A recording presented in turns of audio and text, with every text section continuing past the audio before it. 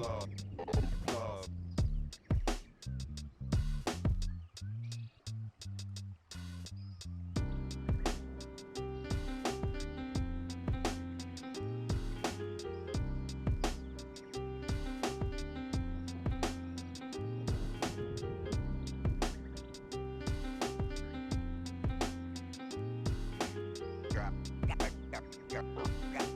Got lots of love, love.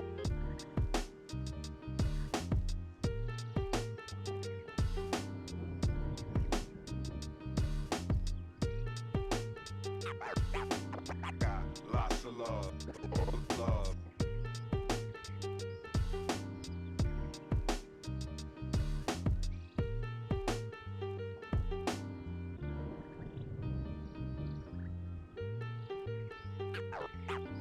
Got lots of love, love.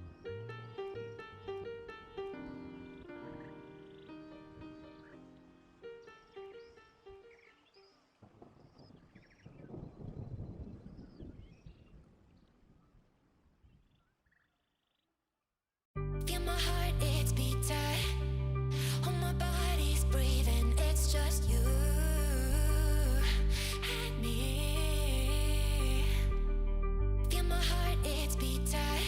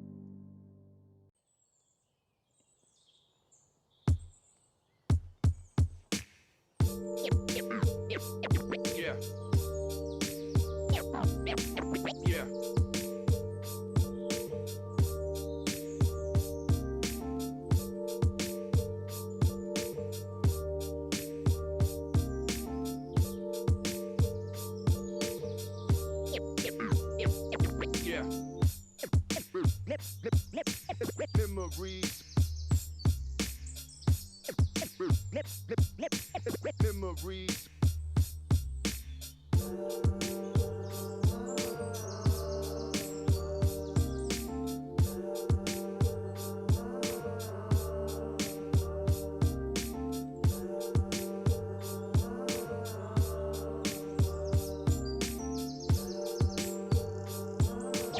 Yeah.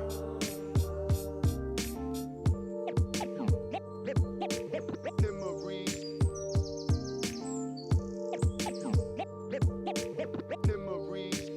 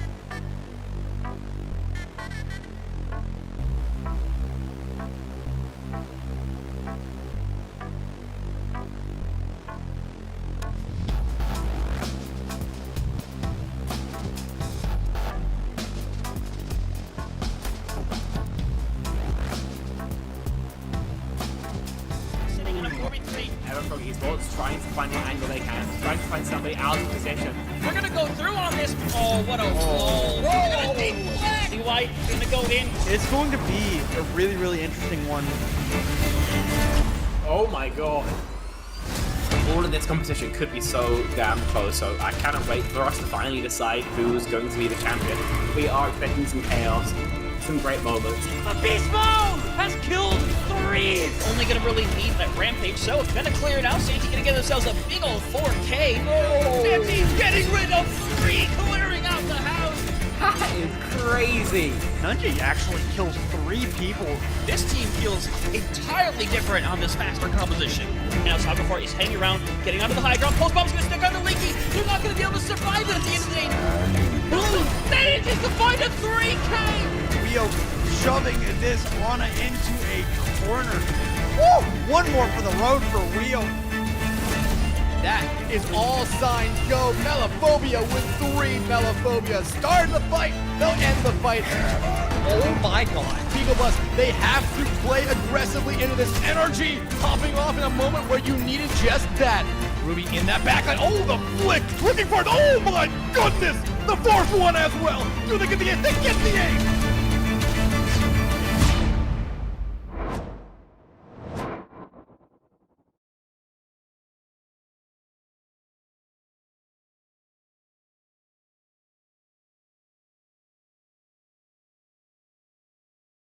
Season 17 of North America's Masters tier here in the CGL comes to its dramatic conclusion tonight.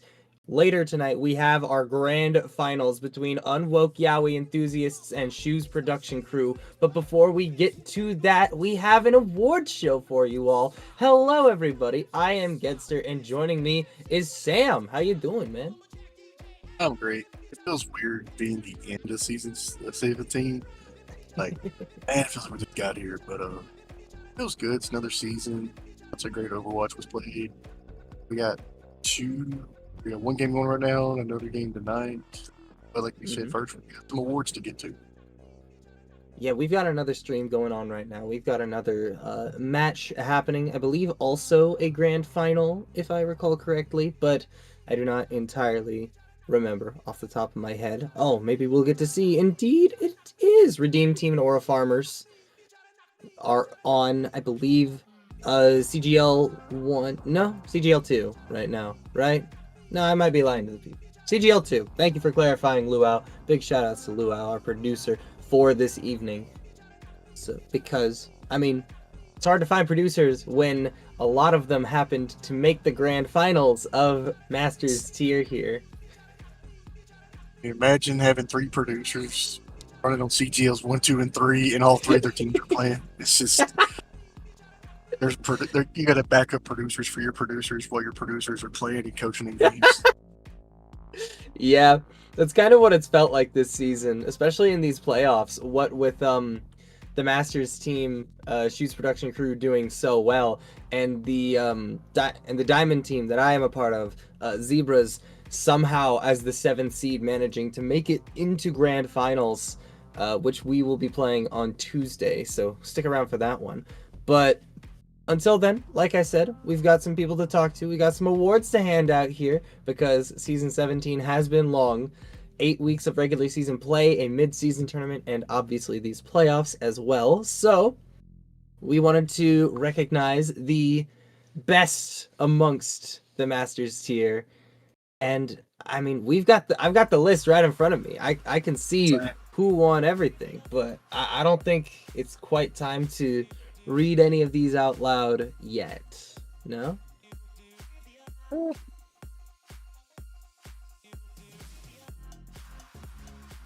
Well, okay. All right. So, let's get into it, everybody. We've got a bunch of awards to hand out tonight. Indeed, including the best manager. We are going to go over 3rd and 2nd place. Big shout outs to Valevs for getting 3rd place in our best manager of the season award. Huge congrats. 2nd place is none other than it's Vert. Huge congratulations to them. But of course, that only leaves our 1st place result. Your best manager of Season 17 of CGL Masters is none other than the commissioner himself. It is Headrammer. Congratulations, Mr. Rammer. You are the manager of Season 17 Masters. How are you feeling right now, my friend? I'm going, really good. How are you? Chilling. I'm chilling. I'm balling out right now. So obviously you and the rest of Shoots production crew have had a very successful season here, and the entire rest of the division and the community has elected you as the best manager of Masters. Tell me about the work that's gone into making this team what it is. I mean, realistically, I think most of the time, job of manager on a team, at least the way I view it, is keeping your team kind of organized and going, trying to keep as little friction as possible between you and the league, combined with like you and the other teams you're scheduling with. I think, I mean, I've been running teams and obviously I run the league as well, so I'm intimately familiar with the rules, which can be a little cheat code in some aspects. But like, I've also just been running teams for a while, and most of my players have played with me for a long time historically, so we just have a system that works, you know. I know some teams, you know, one pet peeve of mine sometimes is like teams that like go back and forth their team constantly to try to get each individual ask. Where for me, I get my entire team's availability for the entire week up front, and then unless something like really specific changes, I don't need to do any back and forth with my team. There's no bottleneck there. So it's just like, here's the days I can do. Let me know what you can do, and then all the back and forth happens between me and the other team instead of having to like have the delay in there. I think you do those things, and scheduling usually isn't too hard. So I guess just trying to be prepared as possible in that sense. Entirely fair. Sam, you got any questions for the big man? Not really. I've known him for years, and he's ran Kinetics pretty damn well for years, and he's ran this league for 17 straight seasons. He's got probably the biggest brain on all the staff for a reason. Like, how much you can say, he knows what he's doing. Headrammer Glaze session. I appreciate the kind words. All right. Well, in that case, thank you, Headrammer, for coming on. Congratulations once again, and good luck tonight in the grand finals. Thank you. We nearly lost a quick play game right before this, so we'll see. Told you it's going to be hyper competitive. No, I Of know. course, James and whoever this James person was in quick play, if he's on the other team, we're screwed. Damn, that's crazy. All right, thanks, guys. Of course. All right. Next award for the night. We have our best tank player of the entire season, the linchpin of every roster. Third place is going to be none other than Pickle of Cosmic Eclipse. Congratulations to Pickle. Moving on, second place, a familiar name. We just spoke with them. Shoes Production Crew's own Headrammer takes the second place title for the best tank in CGL Season 17 Masters. But at the end of the day, it can only go to one player. And this time around, your best tank is in fact Cloud Lemon from Unwoke Yaoi Enthusiasts. Congratulations, Cloud Lemon. You've taken home the best tank award in Season 17 Masters. How are you feeling right now? Hey, thank you. I'm feeling great. I mean, it's been a long journey, and I've worked really hard. So I'm really happy that I've been given this award. Yeah, absolutely. And it is so cool to see this award go to you in particular, because I mean, just watching throughout the entire season, Unwoke Yaoi Enthusiasts has been such a dominant and, like, frankly, very difficult to say, just not, like, powerful. Like, powerful. That's the one word I can use to think of it. And obviously, that's not without a team effort, but, I mean, the tank is such an important role in modern Overwatch. So, just walk us through what made you so much better this season. I think just VODing and confidence, you know. I feel like as you get into the higher tiers, it becomes more and more important for you to be confident and initiate and setting the pace and things like that. So I think that has the biggest play in it, in my opinion, since confidence is really hard with a lot of people. Yes, for sure. That is absolutely the case. Sam, you got anything you want to ask? Just congratulations, and you play the next game, so looking forward to watching you play this game. Hey, thank you, Sam. I appreciate you. Stay unwoke, everyone. What a way to go out. What a way to go out of the interview there. Cloud Lemon, everybody, your best tank of Season 17 CGL Masters. Congratulations once again. And now we move on to our next category, perhaps the flashiest category of all. It's your best DPS player. It's one of my favorite categories here. Whoa! That's a spoiler, because that's not me. I'm just kidding. I misread that as a D and not an O. It's Geo in third place, and now I'm embarrassed. That's funny. Geo, third place. Congratulations. I'm gonna be thinking about that one and how embarrassed I am until the end of time now. Unlucky. Second place, everybody.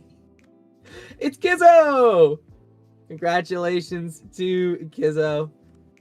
Very, very well played all season long, but once again, it comes down to our last player.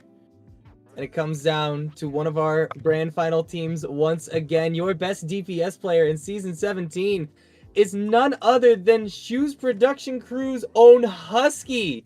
Congratulations, Husky. You've taken the award this season. How you feeling right now, my man? Thank you. I don't know how that happened, but how I'm feeling? Oh, I don't know. I don't know if tonight's gonna go well. Came home. I've been downing Jack Daniels since I got home. So yeah, it might be how it ends. Well, if that is how it ends, then at least you had fun doing it. We also lost to the team that deserves to win the most. So this is kind of true. Now, I talked a little bit with Headrammer earlier when he won the award for best manager, but obviously going into grand finals tonight, you've had a little bit to drink, a little bit of liquid courage, as they might say. So, my only question for you is, do you have any words to speak towards Unwoke Yaoi enthusiasts before your final showdown? yeah, I honestly, I hope they wish me luck tonight, because I'm gonna I can't say that. I'm gonna need it. That's the only thing I could think of, honestly. Well, we wish you luck. That's all I'm gonna say. Yes. Thank you. I don't know if they're gonna do it, but we wish you the best of luck, Husky. It's been a pleasure watching Shoes Production Crew all season long, and it will be a pleasure once again to watch tonight as this season ends. So, thank you so much for coming on, and good luck tonight. Thank you. You guys do well. Have a good weekend, I guess. Yeah. I'm a little lost, so I'll see you guys later. Later, man. All right. And just like that, everybody, minor spoiler ahead, we got all of the awards out of the way for Shoes Production Crew and Unwoke Yaoi because they're getting ready to play in the grand finals. From here on out, every winner is not from one of those two teams. So, a nice little balance of people from all over the division. And next up, we have our award for the best support player. Best class. Conk takes away third place. Congratulations to you, Conk. A great season. For sure. Second place, we have End, one of the two players who is going to be on the stage, one of the support players who is going to be on the stage tonight, I should say. But our winner for the best support player of the entirety of Season 17 Masters is none other than Blackout Eclipse's own Wiener Wizard. Congratulations to Wiener Wizard. How are you feeling right now upon receiving this prestigious award? Hello. Feeling pretty good. Can't complain.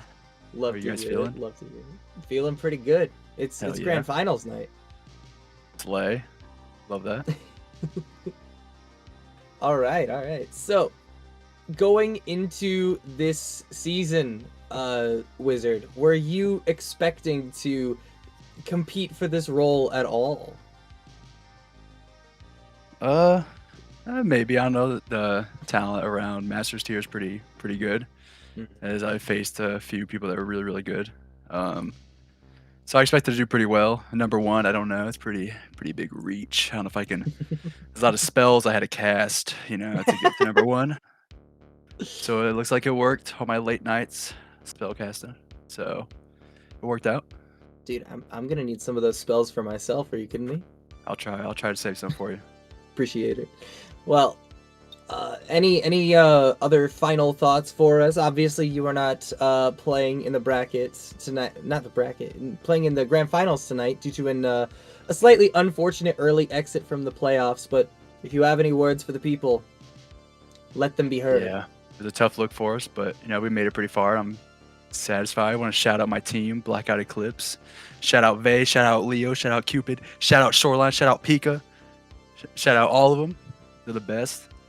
That's the fam right there. I would not be here without them. So thank you so much. I appreciate it immensely. Of course. Very much looking forward to seeing your continued career moving forwards, Wiener Wizard. And thank you for joining us here. No problem. I want to say thank you, Sky, as well. I forgot to say Sky and Snarky. All of them. I appreciate it so much. Thank you guys so much. Indeed. Hell yeah. Have a good one, guys. You too, man. Thank you so much.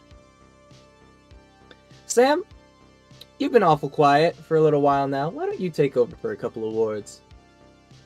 So what's next? Next up, Best we got Coach. Best Coach. Let's see. Here we got Best Coach, and in third place we have Daddy OKC 97.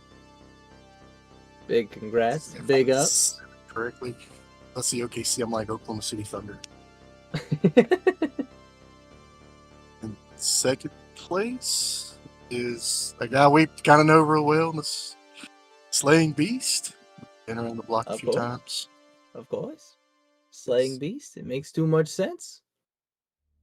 And for Best Coach, well, the Hello. best support thanked him, so it's what? Synarchy from Blackout Eclipse. Hello. Hello, welcome on to the show. How you doing? I'm doing good. How are you guys? We're chilling. Can't complain. We're vibing. Grand Here. Finals. Now, having one best coach for season 17, big congratulations to you for that one.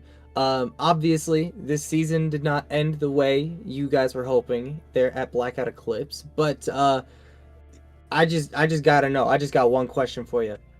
Is Blackout Eclipse going to be running it back with the Coach of the Year, with the Support of the Year?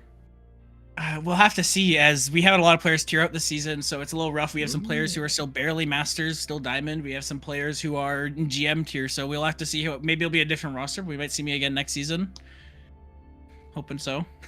I'd love to run it back with most of the people I had this season. They were all very good. Everyone listened to was perfect time.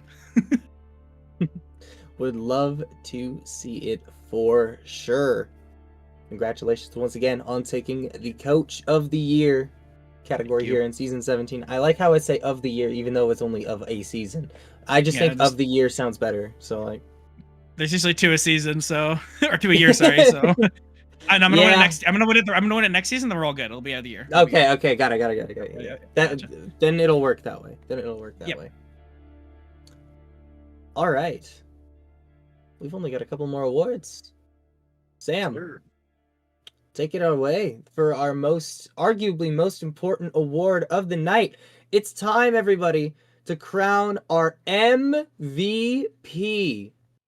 One award where everybody guns forward and everybody wants it from all the classes. In third place with Oofer. I said that correctly. Big shout outs to Oofer. Real big shout outs to Oofer for a stellar season. And in second place, we have Cupid. Also, huge season. Very, very well played throughout. And in the trifectas of, we had best support from Blackout Eclipse, best coach, and the MVP from Cosmic Eclipse. We got Pickle. Your MVP's Pickle. Hello, Pickle, and welcome in. Hello. Thanks for having me. Of course. How you feeling, MVP? I'm feeling pretty good. I mean, I know that there was a lot of talk from before the season, so I'm glad I was able to actually win an award for the first time. And even though I may not have won Tank as I've dreamt for the past few seasons, because I always somehow get second or third place behind Cloud, and it happened yet again. But shout out to Cloud. Cloud's the GOAT. I'm glad he won that. But hey, I think I won one of the best awards in the tier, so I'm just proud of myself, the amount of work that me and my team put in, and I thank everyone who voted for me. Yeah. It was just such a stellar season from you. It felt like at times it kind of felt like a shoe-in in my book. Obviously not taking away the best tank position is a little bit disappointing, but I mean, you can't complain about the best overall player of the tier. And I mean, at this point, it feels pretty undoubtable that it was in fact your title to take. So congratulations, Pickle. Thank you so much. Of course. Now, we've got 2 more awards to give tonight, and they are going to be the Rookie of the Season and the Fish Award. Now, the Fish Award, for those of you who don't know, is entirely based off of, like, sportsmanship and positive energy in the community and all that jazz. But first of all, we got the Rookie of the Year, Rookie of the Season, and Ballin is going to take your 3rd place spot here. Well done. Second place for a Rookie of the Season is Mist. Mist playing a phenomenal season this entire time. But your Rookie of Season 17, another player from Blackout Eclipse, everybody. It's Pikachu. How are you doing this evening? I am feeling so good. I'm ecstatic right now. It's actually incredible to be here. Thank you so much. Of course, of course. It's great to have you. It's been great to watch you in your first season of CGL popping off this hard. Congratulations. Thank you. So much. And I got a question for you. And I asked a similar question to your coach earlier, Synergy, after they managed to take away the award for best coach. Are you going to be running it back? Will we see you for the follow-up season, the sophomore year? As much as I want to, I will be taking the next step and going into Face It Open tier next season. Okay, that's exciting. That's very exciting. And I am role swapping as well to Flex DPS. Oh, okay, very nice. That's my role. I love Oh, I do so love me fun. some Tracer gaming every now and then. I got a demonic Genji on me. Okay, very nice. Now, Face It Open, that's a completely different beast. Do you know who you're playing with yet? No, I am still in the trial phase. Okay. And really, I'm open to pretty much everything. I just want to see how high I can go and how much I can do. I believe.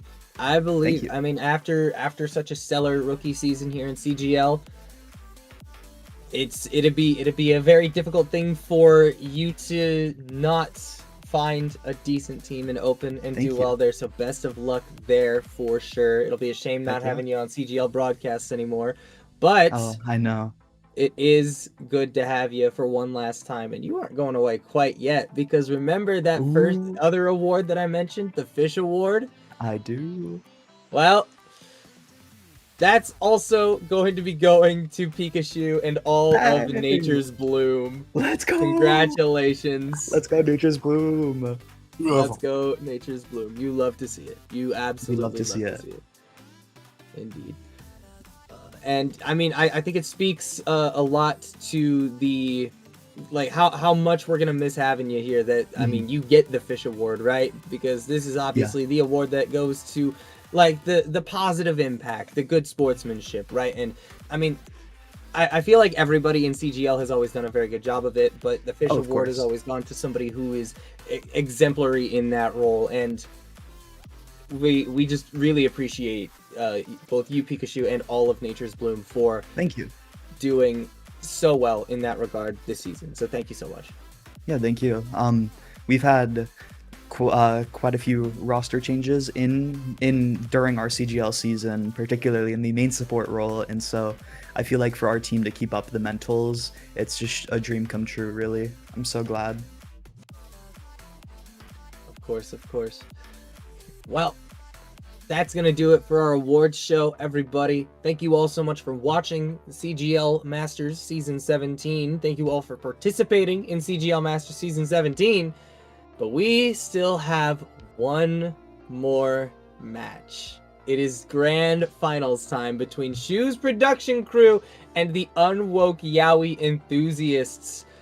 And frankly, it kind of felt like this matchup was written in the stars. Like, this one felt inevitable throughout the entire season. These teams have played each other twice. The first time was in the grand finals of the mid-season tournament when Unwoke Yaoi enthusiasts swept through Shu's production crew 3-0. It was not close. The second time was in the late regular season where Shu's production crew managed to eke out a map 5 victory against UYE. And this is a very exciting matchup because, I mean, Aura Fury, with their upset win in Winners Round 3, puts Unwoke Yaoi enthusiasts down in the losers bracket early. So Shu's production crew, they have not played Unwoke Yaoi enthusiasts since that regular season matchup, because they dodged the losers bracket entirely. And now, the number 1 seed and the number 2 seed are going to be playing once again in the grand finals.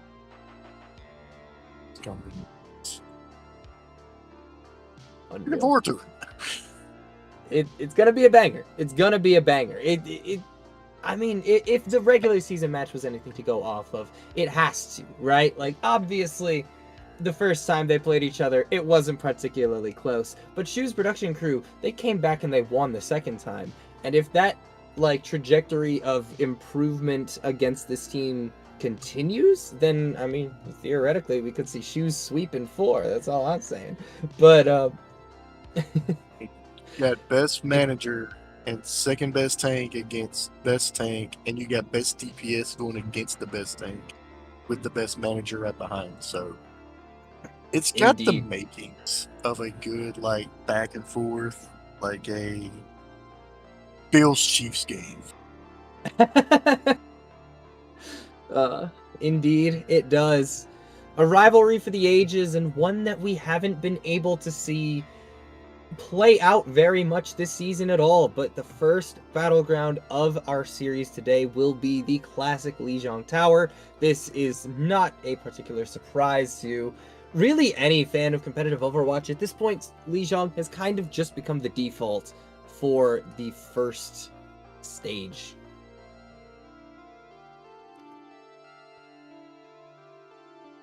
Before we get into this game, before we go to Dijon, what bands do you see? That's a really good question, because going into this first map, I mean, it really and truly could be anything. I don't think we see any of the really important bans get expended on map 1 here. Like, for example, I think that D.Va is not going to get banned because you want to hold on to a D.Va ban for as long as possible. I think that Emre is not going to get banned because you want to hold on to that for as long as possible. Typically, I like seeing a like a secondary support.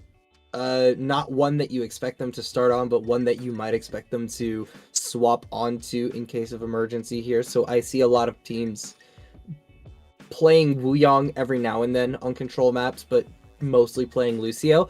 I like banning out that Wuyong just so that they don't have that option, and you know for sure that they're going to be running out on that Lucio composition. But it is a question mark, because there's obviously not a whole lot of information for us to glean, like, as of right now. So who knows? I do want to see if any of the tanks get banned and how that's going to affect the two tanks going up against each other, Cloud Lemon and Egg Rampant. Whoa. This is missing a few heroes. Just a little bit. Just a couple heroes. As a reminder, everybody, all of the heroes from the first season of the new year of Overwatch are available to play. However, Sierra is not playable during these playoffs. We will have to wait until next season, season 18 of Console Gaming League, to see Sierra in action in these lobbies. But until then, we're still looking at the roster up to Overwatch 2026 Season 1. So this does include the Domina, the Emery, the Onron, the Mizuki, and the Jetpack Cat. However, none of those characters are going to get banned off right away. And in fact, my own sister team is going to make me look like a fool right off the bat and ban away D.Va. So choose production crew simply not wanting to deal with that. That was interesting. Like you said, I figured they would save the D.Va ban for later games. That would make more sense. It was like a 3-0 or like a 3-1-ish where they could win it. Yeah, kind of interesting to see the D.Va get banned right off the bat. And Lucio gets banned. Whoa, okay. That is, two. You're not going to dive, boys. Yeah, we are not diving. We are not doing that shit. Not today. That's funny, but I didn't see that find coming. that interesting. It's definitely not something you see coming, but it is an interesting approach to this series in particular, especially to this map 1. Obviously, Lijiang is a Lucio's playground, but I mean, think about the characters this does leave on the board, right? Obviously, that with Lucio not in play, we will likely be seeing main supports like the Wuyong, potentially even the Jetpack Cat. I mean, Korea has kind of been taken over by Cat Bastion in the last couple of months. So a very distinct possibility that these teams just kind of run out and Cat Bastion it up. Cat Bastion is kind of stupid. It is a little stupid. It is. We're Overwatch people. We're used to the stupid things. So that's gonna be interesting. Bastion flying through the air, in turret form, just raining down, worse than a far. It's Then you take the grenade shooting grenades perk, and it's just an AC 130. Like, absolutely disgusting damage being dealt by that Bastion. But yeah, okay, map 1 D.Va ban. I do wonder what this means for the ban process of Shoes going forward, because obviously D.Va is, I would argue, the best character in the game right now. Maybe some people would disagree with me and point towards something like a Lucio potentially, but I mean, he's also off the board here, so we could really be seeing anything here. Oh, I was not aware we were going back to caster cameras, so I turned off my light.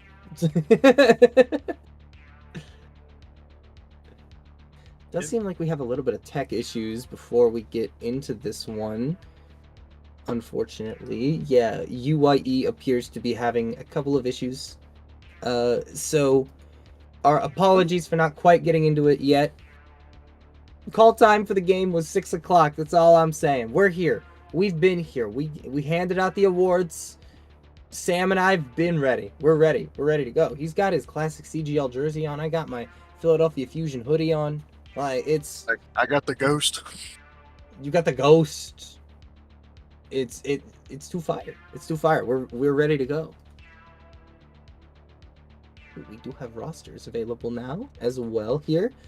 Shoes production crew going to be walking out on a very familiar group of individuals. Dan, Husky, Headrammer, Hippie, Bowsy, all of these people are going to be individuals that you know and love if you know anything about CGL. Big fan of all of these guys. Hashtag run SPC. Yeah. Got the damage DPS winner of the year, best manager, runner up best tank. Hippie is solid on the support. So Shoes production crew, they have talent. And Indeed. they're always playing with, of course we know a few of these guys. I'm sure Hippie and Rammer have played multiple times, so they're used to each other's familiarity. So, but I'm interested to see how this first map's going to go with literally like no dive and other than Juno, like no real speed. Yeah, it's going to be a very interesting composition that we're going to see on the first map here.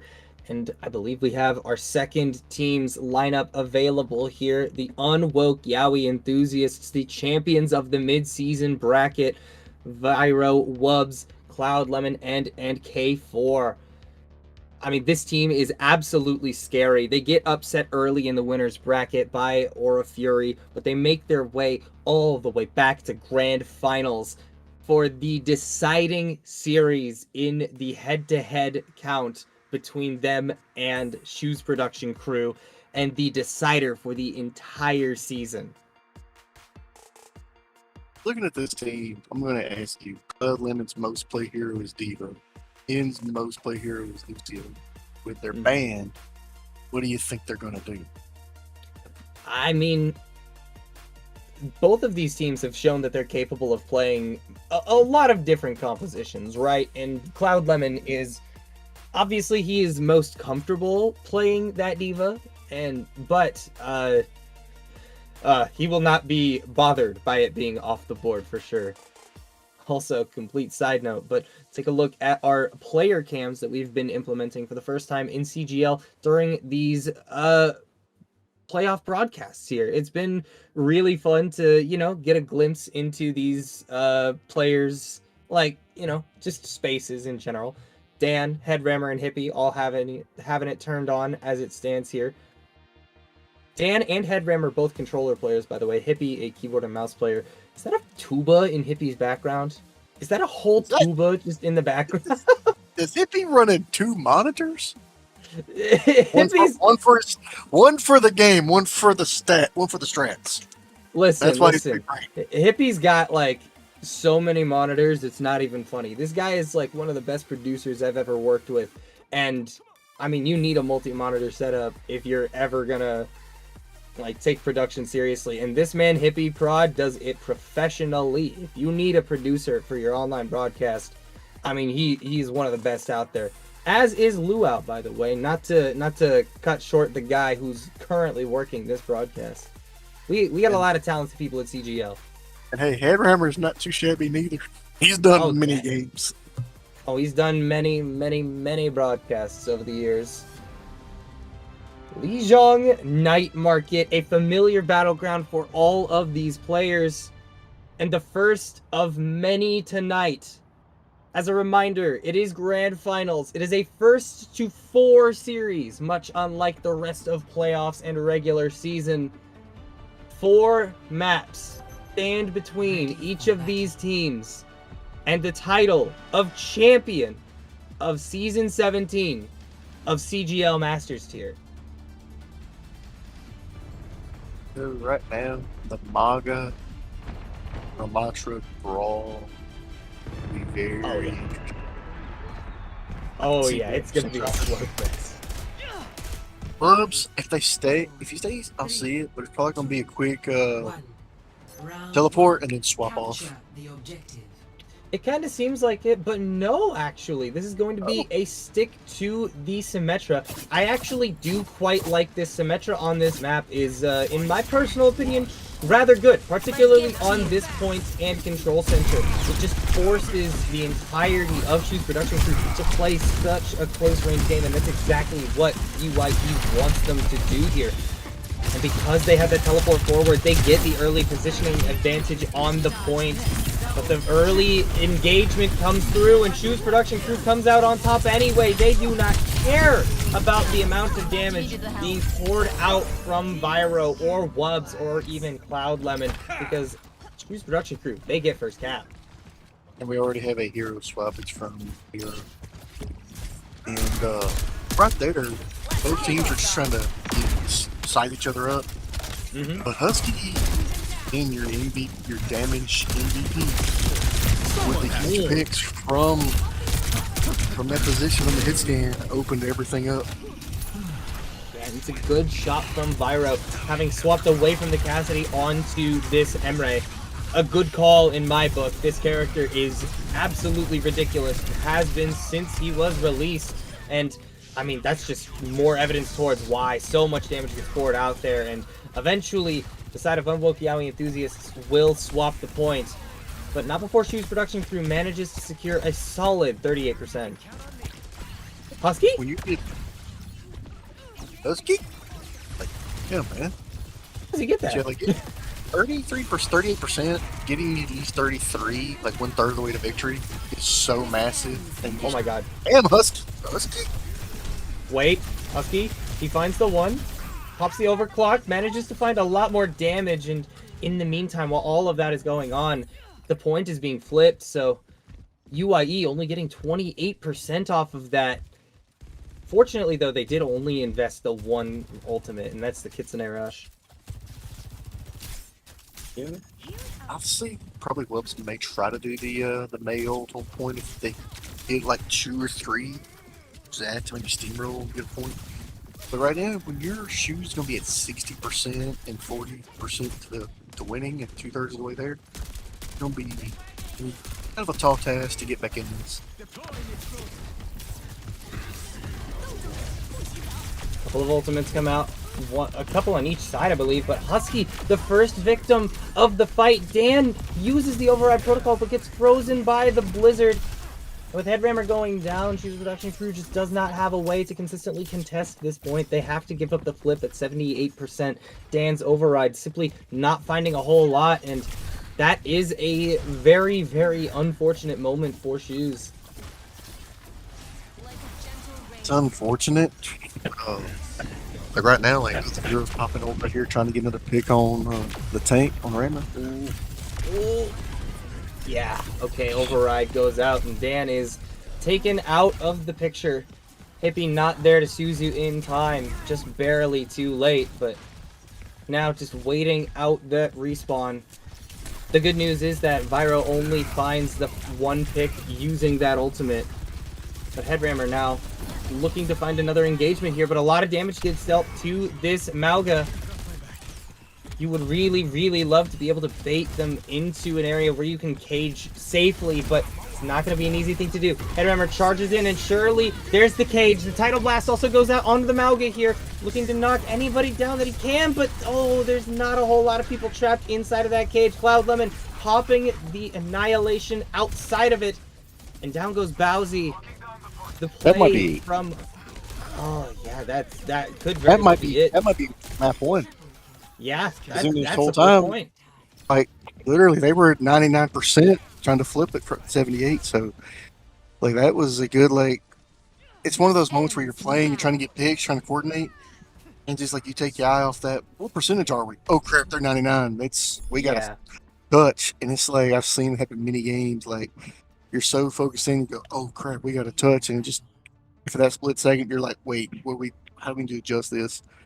And then boom, just like your focus goes off and you get picked or get, cut off from your team. It's just I've seen it happen, and it's one of those like, man, it kills you. But this is a best of 3, for map 1 being King of the Hill. So they got, Shoes got 2 chances to win and tie it up and take this. If not, if Unwoke wins it, they go up 1-0 in the series. They are looking very solid here in this first map, but now going into our second sub map, it's Gardens. This is not going to be a map where you're likely to see any Symmetra. It happens, but this is a significantly more open space than either of the other 2 sub points, so Symmetra not nearly as strong here, but a whole lot of damage being dealt to the side of Unwoke Yaoi enthusiasts, and eventually they are going to try and hard force their way onto this point, but there's still a Mauga's health bar that they have to get through here, and that Mauga is very difficult to dislodge, but a lot of damage being done. Nearly gets frozen, and eventually Cloud Lemon, a punch directly to the dome is going to be enough to take that tank out of the equation entirely. It is a 1-for-1 trade though, and falling via Dan's beautiful shots on the Emery. But this should still just be a whole... Never mind! Dan and Husky combining for 3 picks there. And that should just be enough. There shouldn't be any more picks coming through from Shoes here because K4 is on Kiriko and Suzu keeps him alive, but only 17% on that first capture for Unwoke. Unwoke, they did a good job getting it, and getting 17% is a good solid start. You do have Kitsune Rush. You can push in with the Kitsune Rush if you need to try to get a pick and try to flip it. See how they want to engage this. Oh, that is a very unfortunate way to lose out on your tank right at the beginning of a fight. Hit Husky popping that overclock in such an interesting scenario there. He was looking to make a case for best MVP of all time with that particular overclock, or best damage player of all time. My mistake, but a brave option for sure. And Rammer has swapped over to the Orisa. But if you're Shoes, you swapped a DPS ult for 2 support ults right there. So you take that every day of the week to make him use 2 very powerful support ults. Indeed. And in fact, there it goes. One of those said support ultimates. But, it's not going to be particularly easy to dislodge any of these players. Husky finding Vyro in the midst of the override protocol. That's absolutely huge for Shoes production crew. Unwoke simply not getting any value out of that one, but they're keeping the entirety of Shoes off of the point for as long as possible. They're staggering the usage of these ultimates to the best of their ability and manages to win a 1v1 against Dan, but is it going to be enough? Bowsy also falling to this Brig. The Battle Brig doing so much work on the point, but eventually Husky shuts it down with a railgun directly to the skull. Right there. Cloud Lemon popped ult and immediately got taken up and just swapped to his Zarya, but got literally no picks with the ult at all. got taken out almost immediately. So that kills you if there's a tank player you're trying to make plays, make space, and try to help with the engagement. It's a huge defensive play by Shu's production crew right there. What? Husky just dies to a Zarya right click? Oh, that is disastrous for the side of Shu's production crew. They're so close to going down for the entirety of this map. The Tidal Blast doesn't even connect onto anybody because of a great bubble coming out from Cloud Lemon. Bowsy also falling, and that should just be the end of the first map here. 72%, they'll maybe have time to get back for one more fight, but it's not going to be a pretty one. Yeah, they're gonna be one more engagement, maybe two if there's an early pickoff. But you do have Brig Rally versus Husky's Overclock.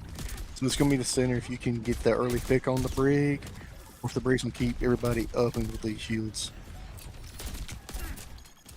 Down to the wire is this map one already. Hopefully a sign of things to come in this grand final series. Out goes that rally. Out goes the Blizzard. Pushing away a lot of members of Shu's production crew. Husky and Dan have to play so far away, but Headrammer finds the first pick of the fight, and the second, the Orisa, the Battle Cattle, finding the double to open up the point and keep the hopes of Shu's production crew here in this map one alive. Yeah, during all that, Hippie popped ult right there for their Kitsune rush, his Kitsune rush. And when he did that, just enabled everything. And Headrammer was like, I gotta click heads. And he got two very important picks right off the bat. And Wub switches back to the Symmetra. I don't hate that. I believe that's it for the swap. He gets everybody back onto the point very quickly, but Wubs goes down super early in the fight thanks to a railgun from Husky. Dan could realistically end this one with the usage of this override protocol, but Vyro finds two. It doesn't matter though. The point simply isn't contested for long enough. And Shu's production crew take this one away. It was 100 to 99. You don't get much closer than that. Anyway, we're 1-1. Whoever wins this one wins the first map, and it's been very competitive. I mean, that's just a ridiculous way for that point to end. Oh, I like the idea, but I mean, going so far away from the point with that, the only ultimate that Unwoke Yaoi enthusiasts had was actually it was so risky, because the moment you go down, or anybody goes down on the point, you're not even close enough to be able to recontest. So doesn't end up working out for Unwoke in that particular instance, but hopefully, if you're an Unwoke Yaoi enthusiast fan, you're feeling a little bit better now that we're going to a very close range point here, and the composition for your team is maybe a little bit more suited for this point. Shu's production crew still running that double hit scan, Dan and Husky on the Emery and the Sojourn. And I mean, just one pick is enough to keep the entirety of Shu's away. Unwoke is going to get the first pick capture here, but hold on, pick onto Vyro, excuse me, from Husky. They get another one from the Sojourn. 3 in the fight, and yet another super early flip here for Shu's production crew. Yeah, and Danny actually swapped to the Junkrat to kind of help spam the damage in like the small hallways. No way. And I was like, that was kind of interesting swap right there. And then next thing you know, Rammer got a pick and Husky got like 2 or 3. And right now it's tied up 15% going into the next engagement. The entirety of Unwoke has rotated into a position that you don't see a lot of teams fight from in modern Overwatch, but I mean, trying to take an angle that Shoes won't expect, and it seems to have worked so far. Hippie and Dan both going down pretty early in this fight here. Shoes now on the back foot, just looking to stall out this for as long as possible. Bowsy's just going to run onto the point and die there as quickly as he can. But a couple more swaps come through while I'm not paying attention there. Vyro's on the Cassidy now, rather than that Emery. Danny switches to the Reaper. I like that. Yeah, that was an interesting engagement, and where none of them used ults. They're like, we're dying, don't use them, and now Hippie pops, gets in a rush to engage. Ooh, Kitsu goes in, but I mean, Unwoke does a really good job of backing away from it, but they can't back away from the combination of an overclock and a Terra Surge. They get dragged back into the battle by Headrammer. And Husky may have fallen, but, I mean, he'll be back to the point pretty quick. Husky can just slide in there. But yeah, that was just like, let's pop 3 ults, let's get a team wipe. And now you're up 61 to 41, so 20%, which is huge. And, you know, you see Rammer's backing up. Bowsy has the ult they can use for this engagement, and it's what Oh should my god. Oh no! The flashbang connects at just the wrong moment, but fortunately Headrammer still managing to find 2. Cloud Lemon doesn't even have an opportunity to use the Graviton Surge in that fight. And now it is dire straits for the side of Unwoke. They have ultimates to work with, but will they have the opportunity to use them? 88% in building, and Vyro still hasn't respawned. They are close to touching the point right now, but they should be able to get there. Grav goes out, doesn't connect onto anybody, but the Tidal Blast will, knocking down K4. And just like that, it's over. Everyone on the side of Unwoke falls down. And I mean, it was close. It was to the wire, and it really looked like Unwoke was going to take it at one point. But Shu's production crew come out with the W. One of the plays that stuck out to me was at the end of that last minute. Cloud Lemon had to grab, and if didn't die, if he could have grabbed right there and got 2 or 3, that may could have flipped that game, and they may have had a chance to win, but it was a good, solid game. Yeah. And a sign of things to come in this series, because holy, I mean, that was just the first map. And it feels like we've been here for 20 years already. This is going to be a scorcher the whole way through, especially if it continues to be that close. But Shu's production crew managing to find it in themselves to bring it back from the brink of defeat and take away the dub. That series was literally back and forth. I think the banning of Diva kind of sort of screwed over Cloud Lemon and his display tank. And then banning the Lucio, there went 2 of their best, people to play those 2 heroes. There goes your die. And Husky was like, we're not banning DPS. Okay, I'll just play Soldier and click heads. It's just Husky did Husky things. Like, no other way you can word around it. I mean, there's a reason he was named the best DPS player of the division this season. It was, I mean, it's been lights out from Husky this whole time. And, I mean, we're kind of seeing the benefits now, and have been all season, again, of, when Shu's production crew initially came together as just an idea of a bunch of commentators and producers and observers who don't get to compete all that often, just coming together and making a for fun scrim team. It didn't go super well last season. I mean, I was playing on Shu's production crew last season in Masters Division. Don't ask me how I did. All I'll tell you is that I'm a plat player. Don't ask any further questions, please. But then we decided to make the split. Obviously, Shu's production crew is still a team in Masters, but we've also got a Diamond team, Zebras, that I am currently competing with. And yeah, that split has gone very well for everybody involved because, I mean, Headrammer got to bring back a couple of the old players from Kinetics. That squad has been very good for a very long time, but some of the players come back, and my favorite plat player. Thank you, Luau. Love you too, bro. Love you too. But when that split happened and Shoes reformed with all of these players from Kinetics, from ye olden days of CGL, then, I mean, things just started to really click for this team, right? And, I mean, Shoes production crew, I think they've literally only lost 1 series in this entire season, and it was the mid-season grand finals against Unwoke Yaoi enthusiasts. So they're looking real good. They've come together very, very well this whole time. I played with him against Rammer many games when he was on console and he bugs. Rammer's really good on He's quite good. Legs back and forth. I can say I was here during like 2020 COVID. I remember playing against him, playing Big Bird into him, playing some quick play.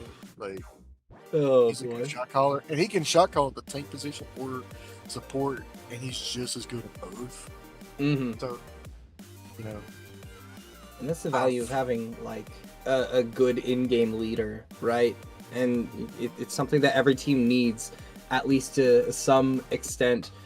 Our second map here in the Grand Finals, Unwoke Yaoi enthusiasts not happy with the Lijiang Tower result, will be taking us to Flashpoint. Suravasa will be the second option here, and this is not a huge surprise. This is another one of those maps that I think very quickly has become one of the mainstays of competitive Overwatch, particularly at this level of play, because it's just, one, Flashpoint, in my personal opinion, might be the best mode in the game.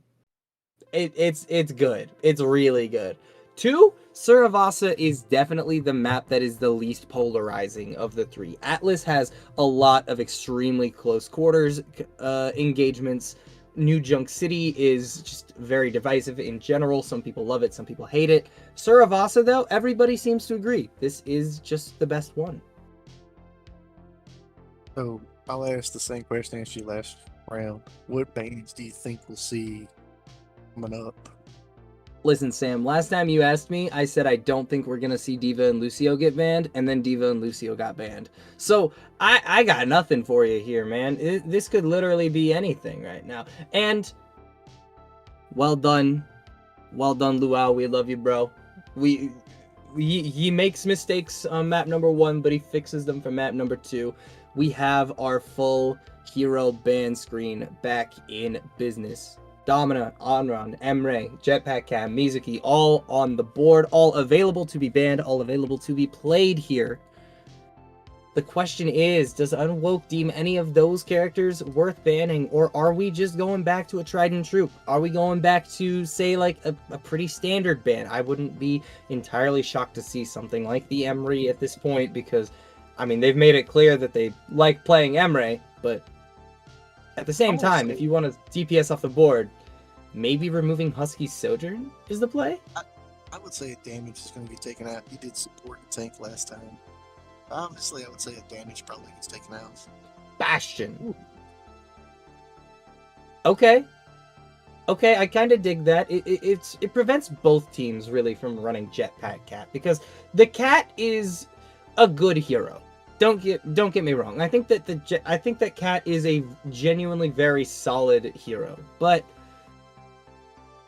the character is kind of elevated to another level with the help of the Bastion. You know, being able to carry around the highest DPS character in the entire game while ignoring the mobility hindrance of the turret form is absolutely huge. But Shoes Production Crew, they now have a choice between a tank and a support ban here, and I'm inclined to believe that they'll probably ban a support, but I could be very wrong.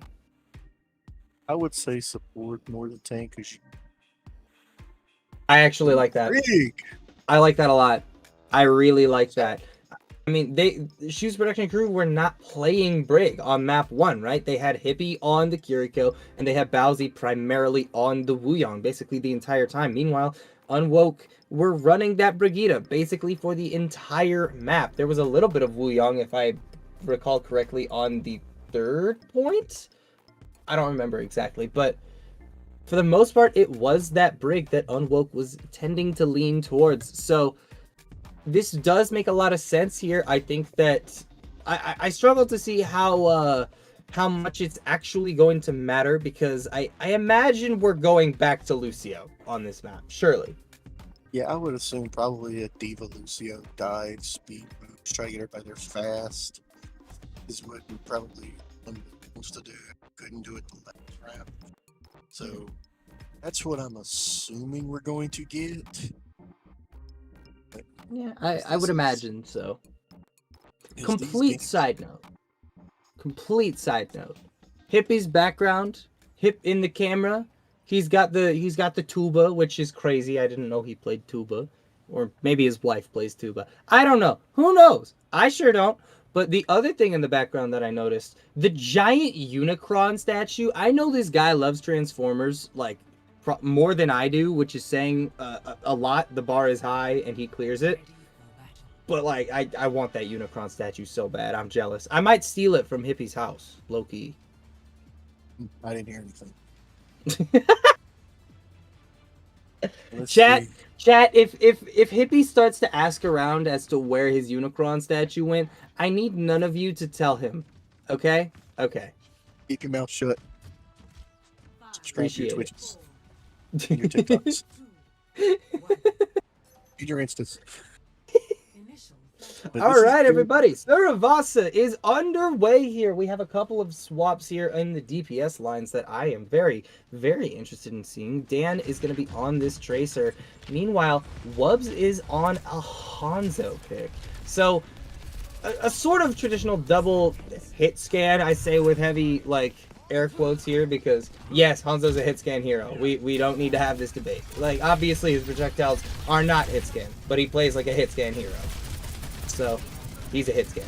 First capture goes the way of Unwoke Yaoi enthusiasts because they simply have a lot of poke damage and a lot of pressure put onto the side of Shoes Production Crew on the approach. Headrammer simply unable to sustain through all of that poke damage on the Orisa and goes down very early, but Husky wants to make this at least somewhat even, finding a couple picks before being taken down himself.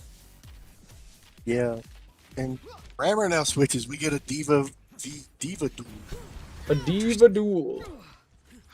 So yeah, now both teams are trying to do the dive with the Diva Lucio, try to speed boost get there, try to use the thrusters get there. Let's just see the Hanzo versus the Hanzo right here. See the Hanzo. Hanzo one time is like I don't know where to get shots and just get pigs and win team fights by himself. Indeed. But another problem that Shoes is running into outside of the Hanzo is that Cassidy, who is outputting ridiculous amounts of damage. Look at that. Iroh's at 83% towards that Deadeye already. And, I mean, even just getting onto this point has proven somewhat difficult for them. Dan hasn't been able to stay alive long enough to charge a Pulse Bomb quite yet. And with Bowsy and Husky going down here, Headrammer out of the mech and not long for this world. This should just be a 100-0 in favor of Unwoke Yaoi. In fact, it will be. Dan finally using that Pulse Bomb and taking End out. But, I mean, it's simply not going to be enough. And I imagine we might see a swap from Dan here. Yep. We do. If Dan swaps, I was like, that's a unique pulse swap. I was like, yeah, they're swapping, get the old swap off. Now, Shoes got 3 ults coming online versus Unwoke's got 4. So it's going to be interesting to see if they're going to try to Deadeye from behind them or try to Pulse Bomb. Diva Bomb. Dragon Strike? Oh my god, Bowsy dies to that. Gets caught in the midst of the spinning dragons and, yeah, not a whole lot you can do about that one. Just have to back out, and you don't really have a way to contest this point super consistently. You'll send Headrammer down there, but, I mean, you might be sending him into the Den of the Lions directly. Dan goes down to a headshot from Wubs, and yeah, another instance where you've lost out on a player earlier, and you just have to back away. You do. And Hippie even popped ult right there, and they couldn't even capitalize or do anything. And Unwoke really didn't have to do much of anything. They just poking, stay in their positions. And Wubs on the Hans was just sniping from across the map, making touch. But here's the Deadeye coming out. Yep, Deadeye's out and active, and I mean, the speed from the Lucio just means that Husky is going to be going down to that. There's no way the defense matrix can save you in that particular instance. 51% building, and I mean, they haven't expended basically any of their resources here. Hippie, I think, uses the Kitsune Rush there and just gets nothing out of it. Unwoke, they have everything they need right now. Correct. You do have both Lucios have ults, but I figure they're just gonna save that till like something big comes out, or like everybody presses Q. Oh my god. Or Y or triangle, whatever they're using. Would be my guess. Oh, wait a minute though. That's big. A couple of picks roll through, and that's an Ajax from End in a very unfortunate position there. You do hate to see it if you're a fan of Unwoke, but Shoes Production Crew, they do finally retake the point, but it takes literally every ultimate they have in their bank. And Luau, can we get the certified CGL Ajax moment, please? Yeah, they had to use everything just to clip it, but now it's 99 to 20. Thank you. That's our producer, Cody, right there.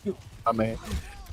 Now you're just a Hanzo Striker, Diva Bomb, or you just use Kiriko's Kitsune Rush to get 1 or 2 picks and just win it. Into this one with the usage of that Kitsune Rush. Absolutely massive, potentially, from K4. Cloud Lemon, though, going to be the first one to find a pick in this fight. Husky not long in the face of the Diva. Toki outputs a whole lot of damage while in that Kitsune, as it turns out. 70% in building here is really solid stuff for Shoes Production Crew, but it shouldn't be enough. The usage of this Kitsune Rush from Hippie is honestly a little bit suspect. I don't think you needed to use that one, especially considering how many members of your team were already dead. So it's going to be a 2-0 start now for Unwoke Yaoi enthusiasts. And that stagger onto Husky is going to help them ensure that they get to the next point first. Yeah, Hippie's last 2 ults have literally done nothing for Shoes Production Crew. It's like he popped ult, but it was right when Headrammer got demeched and got killed, like a half a second after that, and like just couldn't capitalize on it. Pulse Bomb connects onto something there, but evidently not something with little enough health that it kills. But Vyro goes down to a stray kunai from Hippie. Well-placed shot from the flex support is going to help them immensely in this fight, and Wubs also going down means that, I mean, it's going to be scrappy, but eventually this should be a first point capture for the side of Shoes Production Crew for what I believe is the first time on this map. Yes, the first 2 times Unwoke got it the first 2 times, like we just said. And then the second map, Fuse Production Crew got it and held it for 89%. So this is the first time they've capped it from the beginning. And looking at the map, both Divas are going to have Diva Bomb. Hero's going to have ult. An's got ult. So you got 3 ults to 1. The Kirikos could probably farm them, depending on all the resources are getting used. But I'm assuming both Diva Bombs make it back and forth. They could very well both make an appearance here, but with Dan finding End so early, that is disastrous for the side of Unwoke. Even if they are able to find a pick onto Dan, it's going to be very difficult to get through all of the damage that this Diva can do, but I mean, if you can, then you're looking pretty solid. The Diva Bomb goes out there. Not going to find any final blows, but it is going to force the Diva Bomb out of Cloud Lemon as well. Another D-Mech onto Headrammer means that this is probably eventually going to be flipped by Unwoke, but Husky, wanting to make it as difficult as possible, finds the pick onto K4 and makes sure that it gets to 99%, but it does in fact switch back to UIE. Yeah, that was huge right there, because now you just held it for 99. Or if you Shoes, you go, hey, we win 1 team fight, 1 engagement, we win this map, or win a point, and then it's 2 to 1 and you have a little momentum. Unwoke, you'd have to carry this for a 3-0 and tie the series at 1. So it's going to be, here's Hippie, third. Soon they rush. Can they do something with it? I mean, they seem to have started pretty decently here. Dan finding a pick onto Vyro is huge, and Headrammer finding one onto End is big. Unfortunately, Cloud Lemon also coming up big in this fight. I mean, an eat onto a Pulse Bomb, a pick onto the Tracer.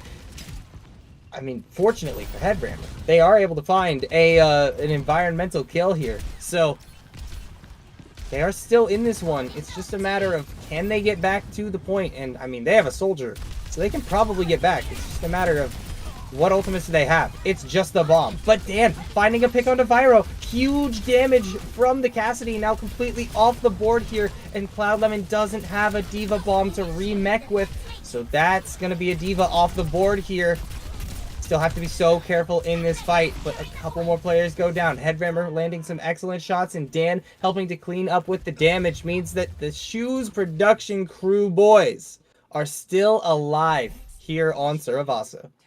Yeah, that was huge. Cloud Lemon was like, if I can get the deep as a tank player, like, can I get the Diva Bomb to, whole point? Then it's 99-99, and you're both sweating bullets. And he got mech, and that's all it took. Is then you take your tank out, there goes your engager, and then Rammer was just able to follow through. And really, Shoes didn't have to use anything after that. Deadeye now comes out, and this has been one of those tools that Shoes has struggled to deal with this entire series so far. Pulse Bomb goes out, lands onto the Cassidy, but it's not going to end up connecting for a whole lot of damage because a Suzu is there to keep it intact. Headrammer uses the bomb to try and remech, but it's not going to be enough here.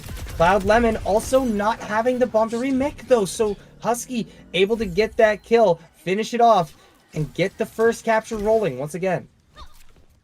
Yeah, when Rammer did his bomb, after that, I think it got 2 or 3 people or seriously weakened them. So our Shoes production crew could follow through, get the elims and get the picks, and Husky can get more ult charge. And now Bowsy's close to a beat drop. So in this engagement, if they can help, never mind. Yeah, slightly unfortunate to lose out on your biggest damage source at the very beginning of the fight. And even more unfortunate to lose out on Bowsy, who was 5% away from the sound barrier. Dan literally escapes that fight with 1 HP. But he will not remain that lucky for long. Cloud Lemon has caught him in his sights. 62% in building now, so I mean, Shoes Production Crew, they will be able to hold on to this one for a little bit longer, but the flip will eventually come through. The percentage will eventually start to tick up for Unwoke Yaoi enthusiasts, but 82% is actually a lot more than I thought they'd get. Yeah. A little bit more. And Unwoke really didn't have to use that much, and now Unwoke has the advantage. They have the positioning in 4 ults versus Shoes has 3. Danny should be able to get one pretty quick, because Tracer can get ult really quick.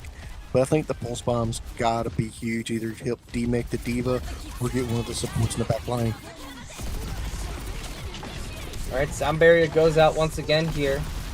A whole lot of ultimates on both sides of the equation here. Both support ultimates expended on, I mean, by both teams, but eventually the first real damage to be done is a Tracer duel win from Vyro. Bowsy and Dan both off the board quickly here, and Shoes Production Crew, they know they just have to get out right now. They have to back away. They have to reset to the best of their ability, but it's not going to be particularly easy, especially now having lost Husky.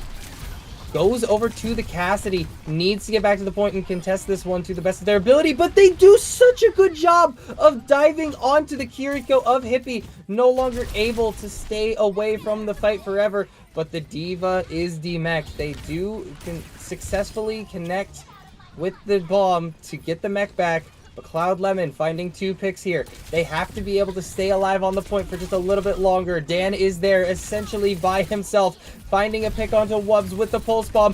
K4 goes down to Headrammer, who comes back from the recontest here. The Pulse Bomb, though, connecting onto Hippie. No Suzu to stop that death.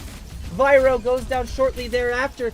The Shoes Production Crew only a smidgen away from capturing this point here, but you need to be so careful about the D.Va bomb. You just have to face tank it if you're Headrammer. And now Rammer, no mech to speak of. Bowsy goes down to the Venture. Rammer also removed from the fight. Husky finding a connection with that Peacekeeper onto Wubs' skull. But, I mean, surely this contest cannot last much longer. It's just Dan. It's just the Tracer, and she has fallen. 3 points go the way of Unwoke, and we have a series on our hands. That last engagement was just nutty. Everybody pumped everything they could to win it. Every ult got pressed, every ability got used, everything got pushed. I think everybody was reloading multiple times, except for the Divas. That was just nutty and insane. And I think if Rammer couldn't have got demech right there, if he could have got out and got back in, maybe it was going to be interesting. But yeah, overall, there was definitely a chance. Good round, good map between both teams. It shows you how evenly matched both teams are. Almost certainly. Like, the first map of Lijiang comes down to the wire on all 3 points. The second map of Suravasa comes down to the wire on 3 of the 4 points, I would argue. That first one was a little bit of a blowout for Unwoke, but after that, Shoes looked alive and powerful as well. So it is a little unfortunate for them to be dropping that one, but it is not over by any means. After this quick little break, we are going to be continuing with the series, so don't go anywhere. The grand finals roar onwards after this.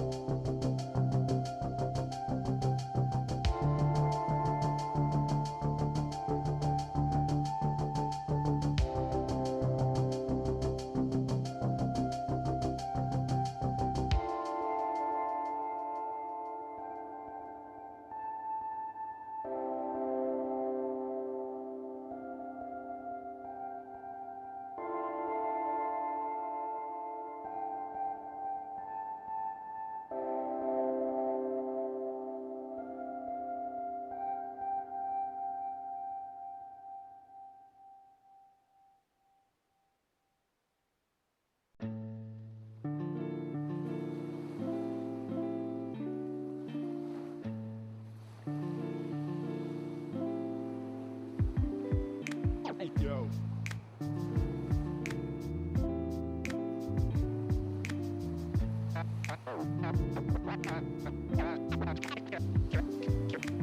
Cash and the ticket is yours. Cash and the ticket is yours.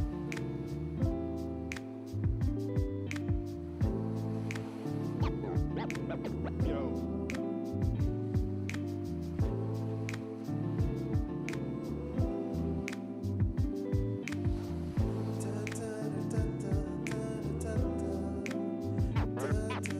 Cash and the ticket is yours.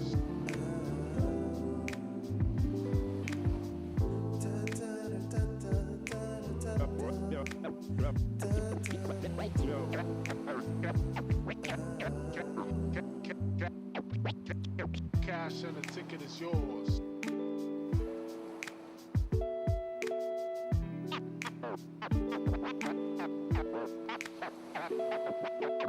Cash and the ticket is yours.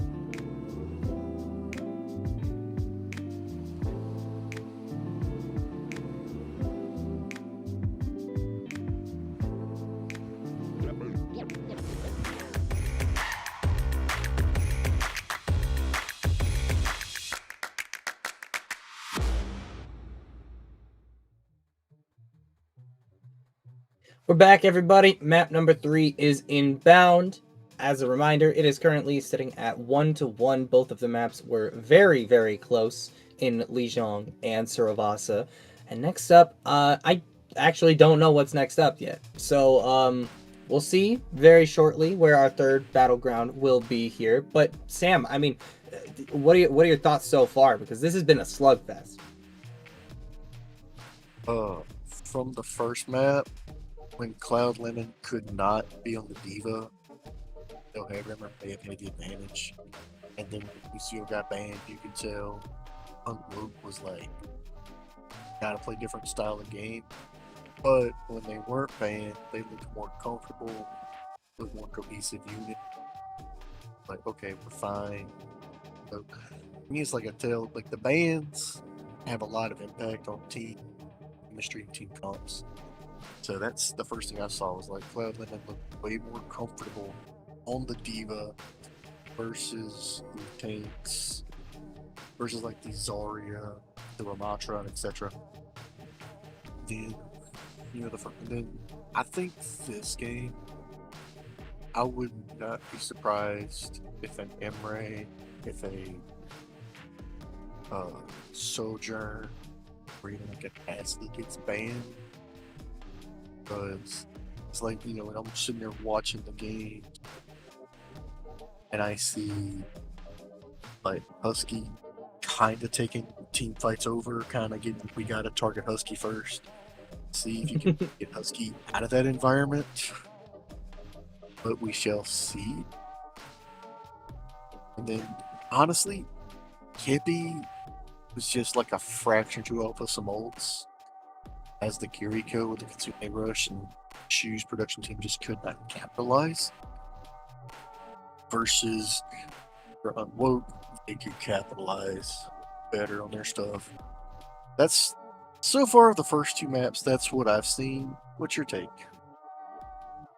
I think you're right for the most part. Obviously, I do think that Cloud Lemon looks a little bit more comfortable on that Diva, but that's also not to say that Cloud Lemon is uncomfortable off of it, if that makes sense. I mean, that King's Row, whoa, that Li Zhang really and truly could have gone either way, depending on like the result of one fight, you know? The first ban is going to be from Shoes production crew, and they are going to be getting rid of the Hanzo here. I do like this because the Hanzo is a hero that Unwoke was showing they are more than willing to play in the previous map. Meanwhile, they are protecting both Dan and Husky from having their hero pools impacted by said ban. So my big question now becomes, what is the ban from Unwoke? My first instinct says Orisa, because I mean, if you get rid of one of the most, what did I say? If you get rid of one of Headrammer's most comfortable brawl tanks, then you're kind of forcing him into something like the Ramatra, potentially like the Zarya, and he's a lot less confident on those heroes than he is the Orisa. Right, and I've seen games where Orisa is just like, I don't want to say unkillable, but if the resources are there from the supports and like a soldier putting a healing pod around, I've seen Orisa be like almost unkillable, just like a server admin and no one could touch. Mm-hmm. It's gonna be interesting now. This we're going to King's Row. If I've played since day one, I played since beta. I've played this map many times. I'm sorry, but I'm used to the old Reinhardt Zarya brawls. I'm used to go from here. It's been a little while since we've seen Ryan Zarya. Some of these new players, you don't understand. You weren't there. Yeah, some of y'all weren't there for the glory days. We do have a substitution though for Unwoke.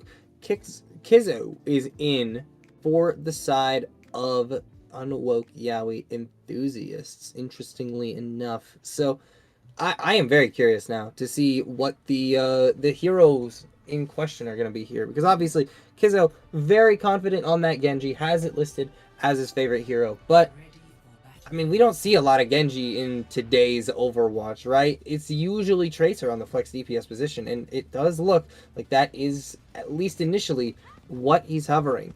In the meantime, on the defensive side, Husky has gone to the Ashe. I think this is interesting. Husky is a very good hits game player. It does not matter what hero you put him on. But Ashe is maybe going to have a little bit of trouble playing into a Cat Bastion that's, especially if said Cat Bastion is swinging very aggressively into the Ashe's position. Yeah, this is going to be very, very interesting. Super Rico support line with the Diva, probably speed boost, get to the point faster. Mm-hmm. Williams is probably going to try to get stationary. Now another interesting point that Luau has just pointed out to me. Kizzo came runner-up in the DPS of the season voting, just behind Husky. So this is potentially a little bit personal for Kizzo, who wants to prove that maybe it should have been him taking home that award instead of Husky. So we'll have to see how that particular duel plays out, and it's a good start for Kizzo's campaign. Bowsy already off the field so quickly, and they know that this Tracer is somewhere lurking in the background, but they have eyes on this character. So much damage dealt to them in the just a couple seconds of them peeking out, but I mean, even more damage, even more poke being dealt to Headrammer. It's so hard to stand up to a Bastion and the amount of damage pressure it puts out, and Husky pays the price of his life for trying. That's an easy first capture for Unwoke Yaoi enthusiasts. Yeah, that was just the Tracer in the back line. If you can just take out Bowsy, which just got happened again, you take away the Brig, which counters the Tracer, then the Tracer can just feast on the back line. Then Hippie's got to use the Suzu to keep everybody, and now Bowsy swaps over to the Lucio. He's like, I had enough of this. Dive me again, I'm just going to boop you in midair. And Husky swaps over to the Cassidy. Yeah, the Cassidy swap is something I actually do quite like here. I think Husky's Cassidy is, one, a little bit more consistent than his Ashe, and two, I think that the character is just a little bit better right now. Kitsune Rush comes out for the side of Shoes Production Crew here, and they are able to use it to hunt down K4, but what else can they get out of it? Unfortunately, Husky is the next victim of the fight here. An excellent usage of the micro missiles from Cloud Lemon means that, I mean, this team is still going to be getting distance on this cart. They're moving through Streets phase. They haven't really been impeded by anything that Shoes Production Crew have thrown at them as of yet here, but one of these ultimates could absolutely put the nail in the coffin, especially since Kizzo currently not in the fight. Micro missiles go out and chunk down Cloud Lemon for a lot of health here, but there is still a lot of pressure coming out from this Bastion. The freeze from the Blizzard is absolutely massive, but the sound barrier attempted to use, but End simply cannot save the life of Wubs or their own life. And as a result, Unwoke Yaoi enthusiasts sent running. Yeah, Hippie popped the ult right there as Kitsune Rush, and they were able to get a pick. So for Hippie, it's like, finally I popped an ult, we finally got a pick. Finally I didn't whiff on one, we were able to capitalize. So, you know, it's a huge sigh of relief as a support player. But now I see Kizu on the Genji, and you know Genji's going to try to jump in the back line with the double jumps and the dashes. But I'm assuming Husky, if he can connect with the flashbangs, can stop it. Flashbangs do connect there, but maybe not solidly enough to find a pick quite yet. Kizzo, though, on a weird angle, falling very low, does manage to get out with the help of the dash and the deflect, just barely keeping him alive. That Deadeye absolutely would have sealed the deal on that Genji, but Kizzo now in a off angle, just looking for any additional damage, maybe to charge up a blade in the rest of this fight, but a great wall from Wubs to cut off Bowsy. Not going to be able to escape from that one is the Genji. This Blizzard is so huge from Wubs as well. Big damage onto every single member of Shoes Production Crew.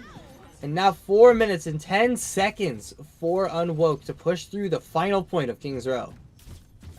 4:10 is an insane amount of time going short period. Already 10 meters in like, what, 15 seconds. That was a huge blizzard. Bowsy taking off first, couldn't use the ult to get help with it.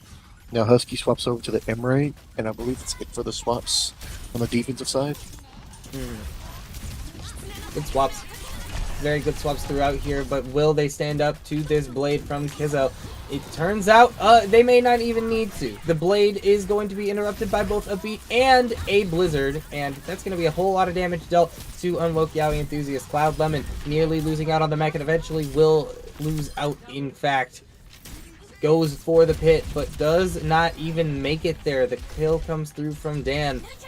And that's a pretty solid fight there from Shoes Production Crew, only needing the Blizzard to win that one out. Yes, and now let's see if we can do the next engagement. Both tanks have self-destructs, so I'm interested who's going to pop their ult first, or who's going to try to do it as a, let's try to get a pick, versus who's going to do it as a survivability tool.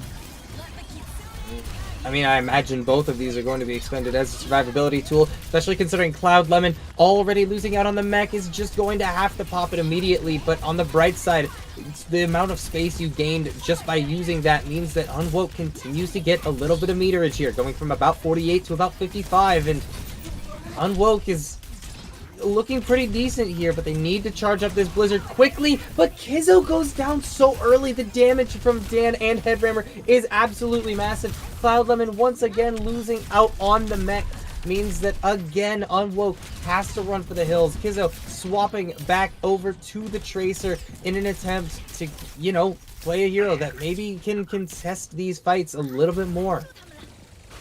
I was looking at Rammer maybe popping this Diva Bomb right there, but kept it. And honestly, Shoes production crew really didn't expend a whole lot right there to stabilize and get it.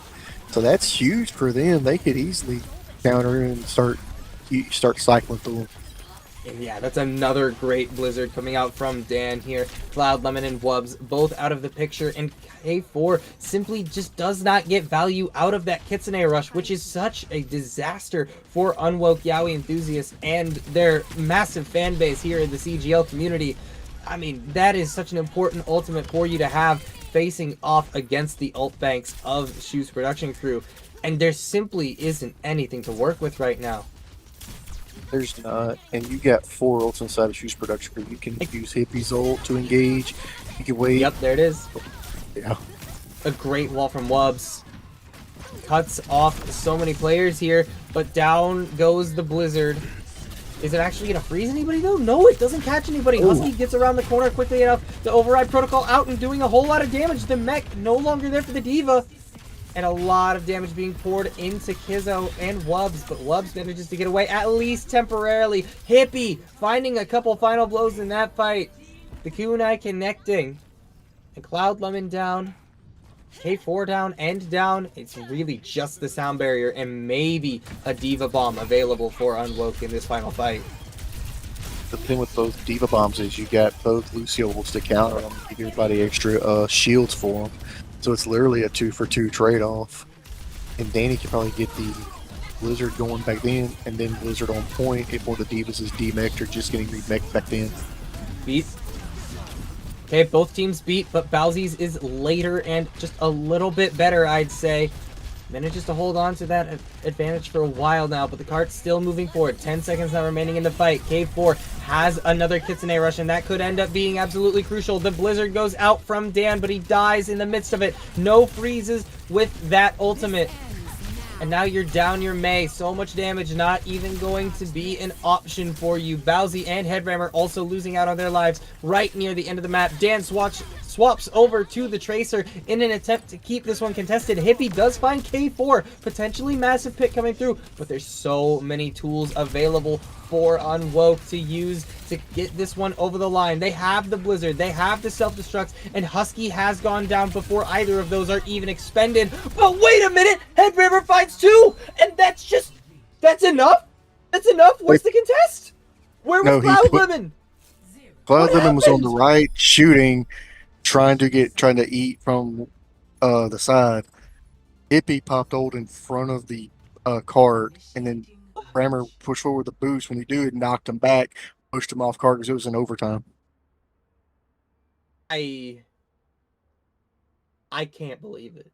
I really thought that Cloud Lemon was still there and they still had the tools they needed to keep that one contested. I mean, you have a Mei and a Diva both alive, very healthy, and with ultimates, and you still can't get it over the line? That is disastrous for Unwoke, and they're going to be kicking themselves if that's why they end up losing out on this map here. But, I mean, let's not get ahead of ourselves. Shoes production crew still has a long way to push, and Unwoke Yaoi seem very, very comfortable on this map. They do. King's Row is like what first map made in the game. So it's like the first map everybody truly plays and likes. It's one of those universally maps like in scrims are like what a hybrid you want, and like 9 out of 10 people are going to say King's Row because it's King's Row. Everybody loves it.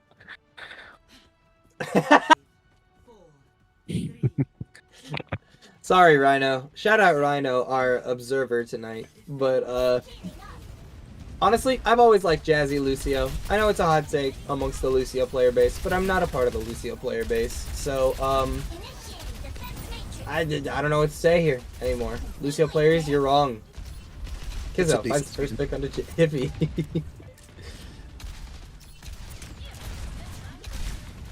This map's gonna be this engagement. They're both teams trying to figure each other out. But oh my god! Damn, Husky.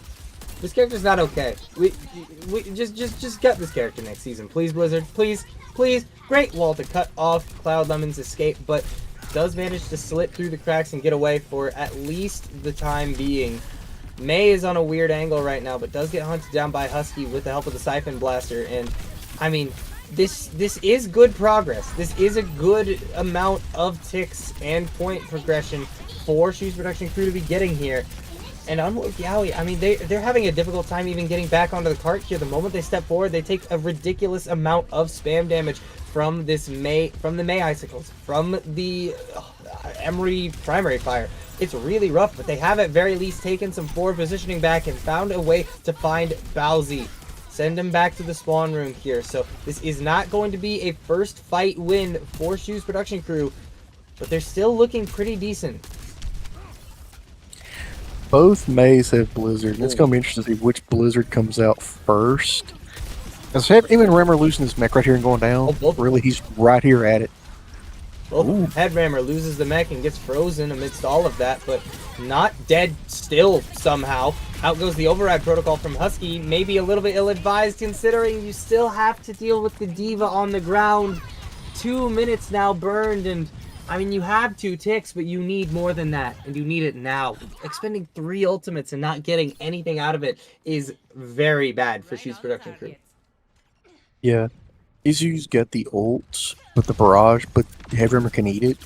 Both him and Rammer and Lemon are going to have Diva self-destructs, so it's going to be interesting to see who pops who's first, and that was huge for End. That is so massive. That is so gigantic. Especially considering that Husky had just used his ultimate, and it's going to take him even longer to charge towards another override protocol now. It's dire straits right now for Shoes Production Crew. Only 90 seconds remaining here, and they have to find an opening pick very quickly. Husky, the damage from that Emery is probably going to be a huge factor in whether or not they can find that pick, but they do attempt to dive onto Kizzo here, and it's not going to be successful. They have the Diva Bomb available from Headrammer, and the beat goes out from Bowsy. I like the idea there, but the bomb goes out, and it has to be so careful. Shoes Production Crew, they lose out on nobody, but actually they should be able to capture here. And in Cloud Lemon, both out of the picture. Kizzo has an ultimate to work with, but I mean, surely you don't want to expend it here, and even though they managed to get a couple of picks, the point gets captured. Wubs even throws in the Blizzard, but it's just too late. The point starts to finally move forward here for Shoes Production Crew, but that was looking really scary for a moment. It was, and I wonder if Whoops did that to swap, or just thought, man, I'm going to press, Q and try to stall, and didn't realize, oh, they already capped it, and I used ult for nothing. Oh. And Cloud Lemon popped the Diva Bomb and got nothing. Rammer has his. Danny has the ult. Husky's about to get his. Probably Shoes is going to engage with Hippie's Kitsune Rush right here would be my guess. You would imagine. Okay, Kitsune Rush. Wait, Dan, in the backline, just happens to have the Blizzard in the right place at the right time, and Wubs gets completely caught out here. Both teams are going to be expending the Kitsune Rush, and that is, I mean, no picks coming out from that so far here, but the Override Protocol comes out from Husky. He's going to be moving so much damage, and it gets poured directly into the face of the barraging Pharah. So well played there. And look at how much distance this cart has gained in such a small amount of time. Unwoke have simply not been contesting this cart for long enough. That's a very definitive fight win for Shoes Production Crew, and I'm not sure that Unwoke is even going to be able to get back and contest this one, especially not with Wubs taking so much damage here. No way, they can't even get back. 3 minutes and 10 seconds now remaining. About a minute less than what Unwoke had to get through this last point, but they don't even have to make it all the way. They don't. And even during all that, the one thing that no one's really, I don't think, noticed, but Rammer still has Diva Bomb and has not even had a chance to use it, because he really doesn't have to use it. And now Bowsy going to use Beat right here. Sound Barrier goes out as kind of an engagement tool here, but Headrammer simply not able to escape the immense amount of damage. But the bomb in an attempt to remech. He doesn't get the remech, but he does get the kill onto K4. Wubs, however, finding a stabilizer onto Bowsy. That is absolutely massive. And, I mean, that should just be another reset here for Shoes Production Crew. They're coming up on a couple of ultimates here, particularly that Kitsu and that Blizzard are going to be massive. But, I mean, they're matched on the other side. Plus, Kiza has another barrage. Yeah, we have another barrage. But Husky's he's just pinging left and right. Like, he's just farming ult as the Emre. Oh my god. Here's Hippie's ult. They just collapse on once. He had no chance of surviving that one for long in the slightest here. Both teams are going to be using the Kitsune Rush, but K4 is much, much later in this one. Override Protocol, though, so much damage from Husky does eventually get shut down, but not before... There's no contest! There's no contest! They just don't touch the point! In the grand finals, you can't give up a C9 like that. So I think what happened was, hey, there's Munching. Munching is the GOAT. Shut up, Munching. That right there was a diva. That was a AO on point. People got frozen, had to get around it. We're trying to get around it and try to engage, and nobody touched point, and thus, Shoes guys were touching it, went across, and they won. They were scared of, we're going to get caught in a blizzard, we're going to die, snowball, we're going to lose anyway. Get off, try to stabilize, or try to touch if need be, and they just realized, like, oh, none of us touched it, and they're making your face right now. I can't believe it. I am... What happened? Like, I mean, I'm gonna need to hit the replay code on that one in the next 3 days before the replay wipe happens. But like, holy, that is such an unfortunate way for the map to end, especially after it was looking so good for Unwoke on their initial point defense. They looked really good, and they held for a really long time on that first point. And then second point just slips away from them way faster than it probably should have. And then they go to third, and it ends like that, man. Oh, no. The grand finals of CGL Masters Season 17 are providing the highest quality entertainment for those of you at home. A Charlie Niner in a scenario where I can't believe it happened. I'm watching it back on the live stream right now because there's a delay on that one. They literally had the man advantage. They killed Husky, and then they just weren't on the point. They threw a blizzard onto the point, and they just weren't there to use it. So how do you think the players feel for that and seeing your reaction? So like right now, if you're Unwoke, you gotta have a lot of intestinal fortitude to go, that did just happen, or 1-to-1. You know, let's next man up, next map up, let's get it. If you're Shoes, you're like, we won that, and Jesus Christ, we won it. I need a beer. All right, let's go round two.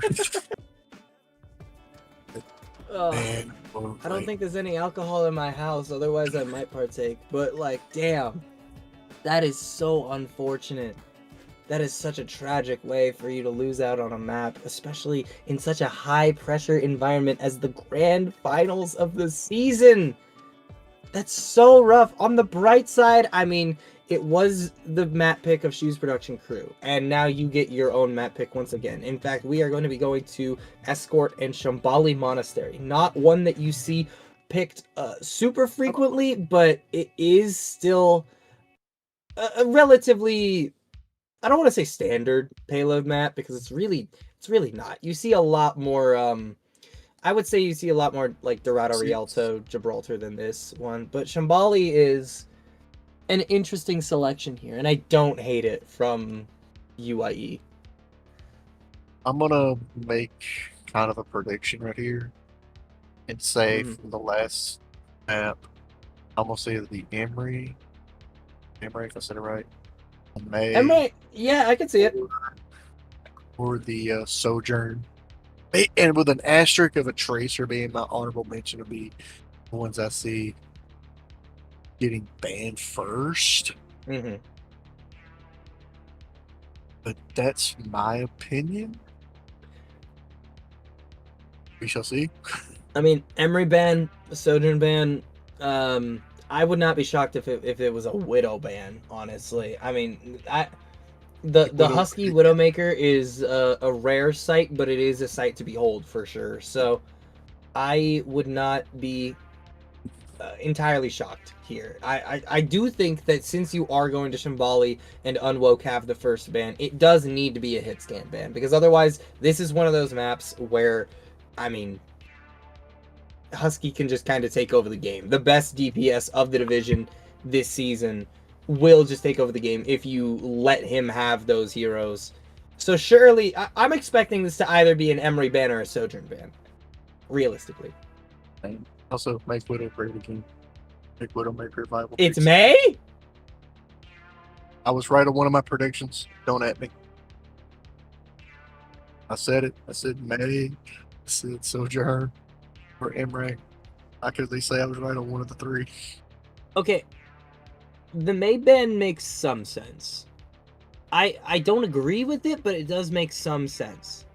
I think that it's very interesting that you choose to leave Emre on the board after Emre was doing what he did on the previous map, but you were also playing May very well, in my opinion, if you're Unwoke Yaoi enthusiasts on King's Row. I don't see a point in removing that hero unless you're actively trying to move away from the Brawl compositions that, I mean, that could be what they're doing. They could be going like a hard committing to Diva Genji.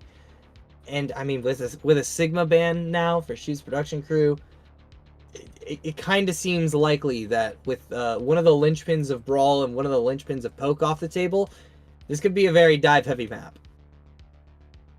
Yeah, if it's dive heavy, it's probably going to be the Lucio Diva again, which for Unwoke is the bread and butter. It's really so. And honestly, this series, this next map,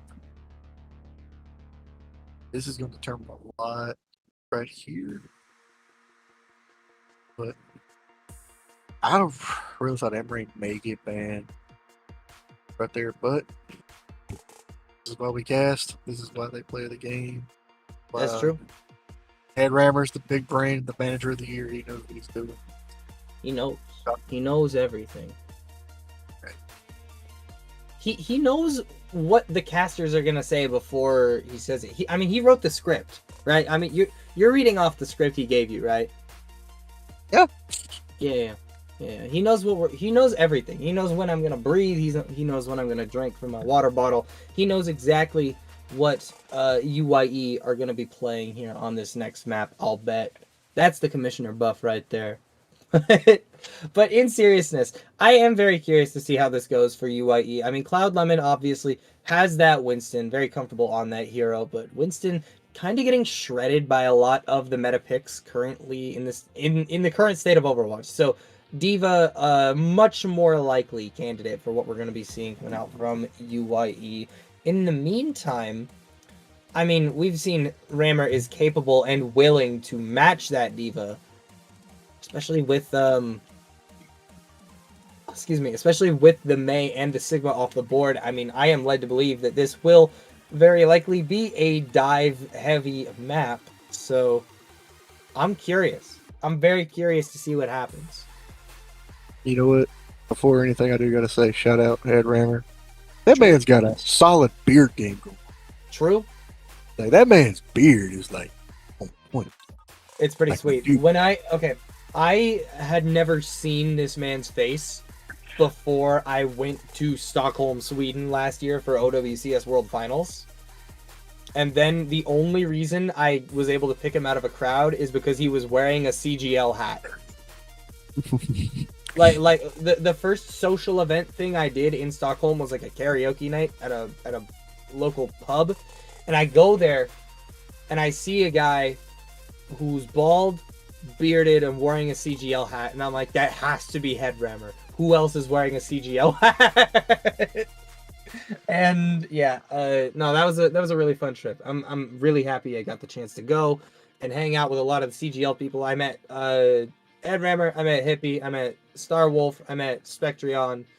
a lot of really cool people were in Stockholm, Sweden, and maybe one day I'll get to go to another OWCS LAN, and maybe one day I'll get to go to a CGL LAN if that ever happens. Probably not, but we'll see what we'll see what happens. Oh, I did also meet Luau.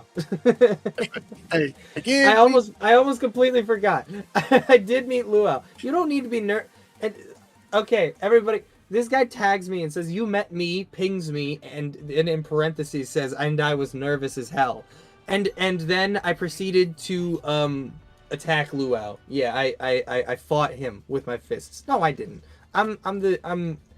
If you ever meet me in person, please just come up and say hello, and I will be happy to like say hello, chat with you, take a picture, all that jazz. Luau and I sat next to each other for most of day one of the tournament, just chatting shit and watching the games. It was fire. You gotta love Husky. Gotta love Husky in the game chat. Anyway, it's gonna be interesting to see. Both teams swap sides. Wubbs is back on the Hanzo, Casey back on the Tracer. But now we got Domina. Dan Widow. We finally get Widow play. Please be Widow! goated. Please be goated. And we got Rammer back on Dan's pretty battle. goated. Dan's pretty goated. This is a controller Widowmaker, so we'll see how it goes. But like Dan is pretty goated. See. But anyway, this game looks like it's gonna be different. Now we got different support line. We got a BAP as the main healer right now on the side of Unwoke. Yeah, an interesting double flex support composition coming out here from Unwoke Yaoi enthusiasts here. Despite my initial expectations, this is a little bit of a pokey composition with the Domina, with the Hanzo, and the Iari Batiste composition here. So, not entirely what I was expecting, but I mean, Wubbs already showing me why this is going to be what their option is. I mean, 2 kills back to back, both with headshots, one with the normal and one with the Storm Arrow. Really solid start here for Unwoke's defense. Looking to see if we're going to see any swaps on the side of Shoes Production Crew. Yeah, Danny's going to the Farah now. So if the Farah can get some picks, it's going to be the Hanzo's responsibility. The Hanzo can't handle it. That's going to open up a lot of things for Husky on the ground.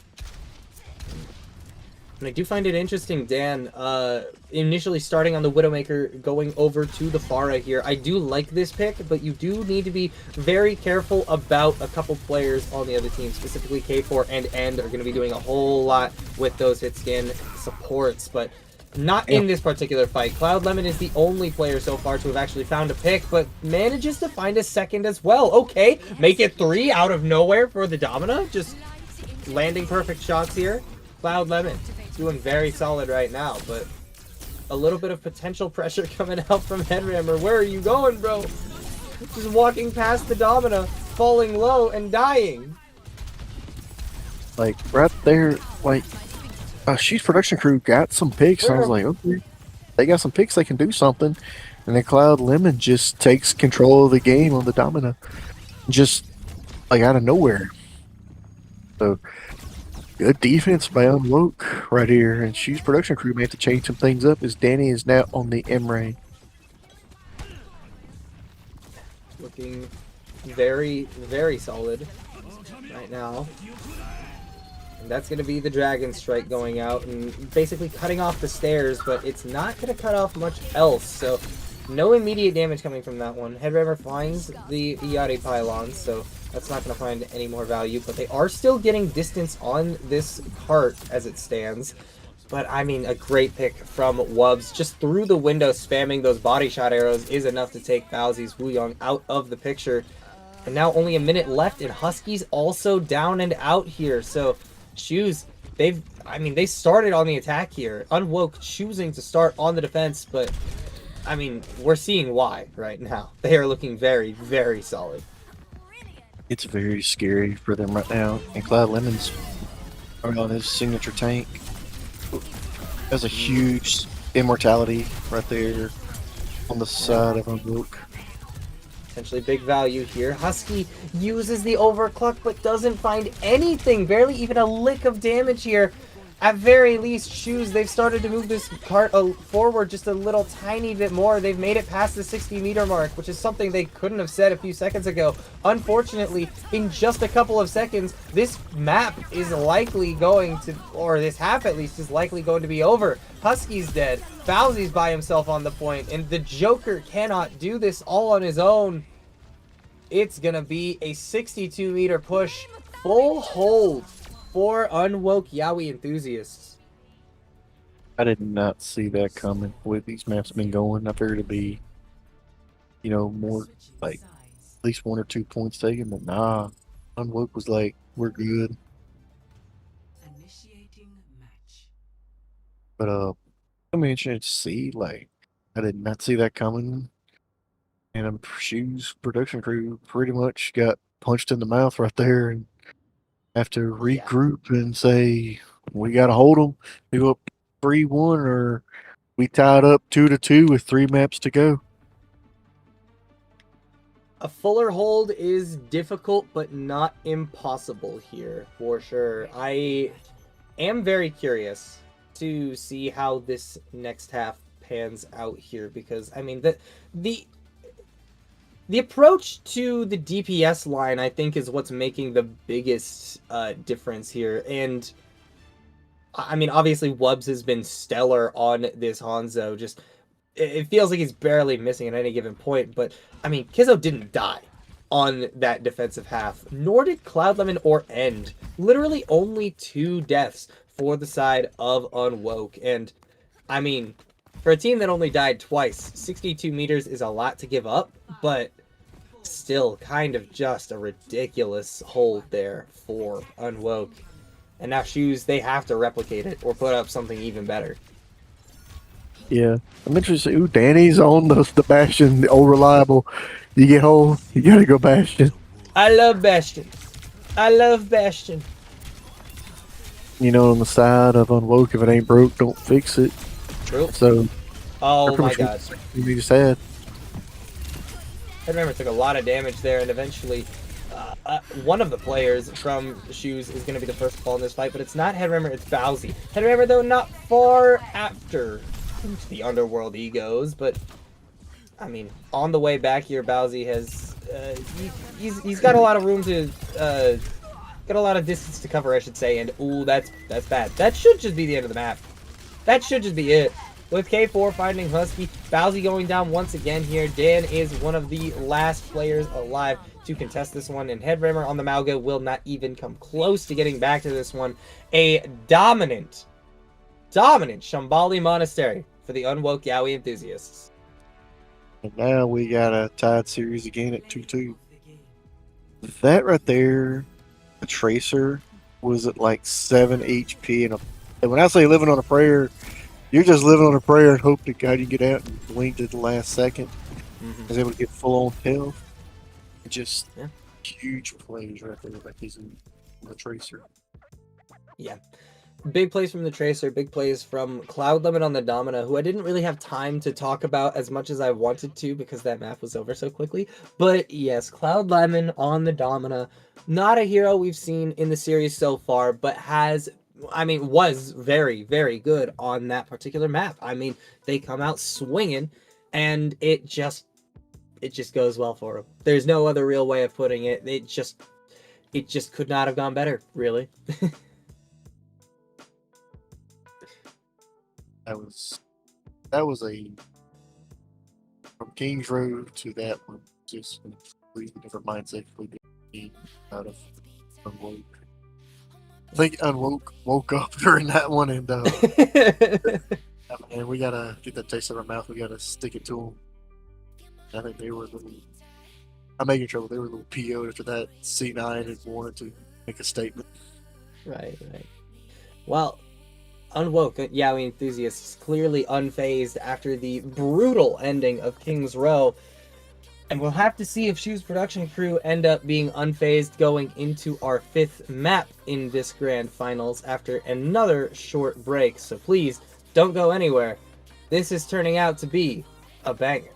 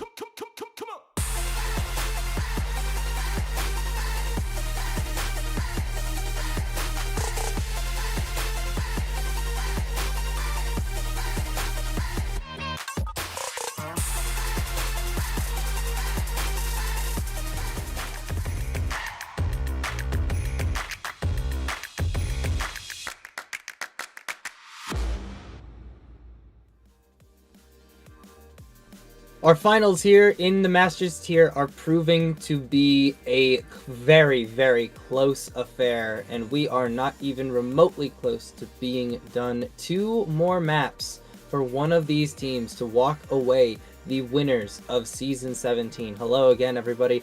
I am Gedster, and I am joined by Sam, who did something a few minutes ago that I don't think I've ever seen anybody do in CGL. This guy literally posted so many images in the Live 1 channel that he got timed out for 2 minutes and booted from the caster call, which is maybe the funniest thing I've ever experienced in my life. I had to make it entertaining. I had to give the people what they want. Look, you got the seriousness of this game, you gotta have the comedic relief in there somewhere.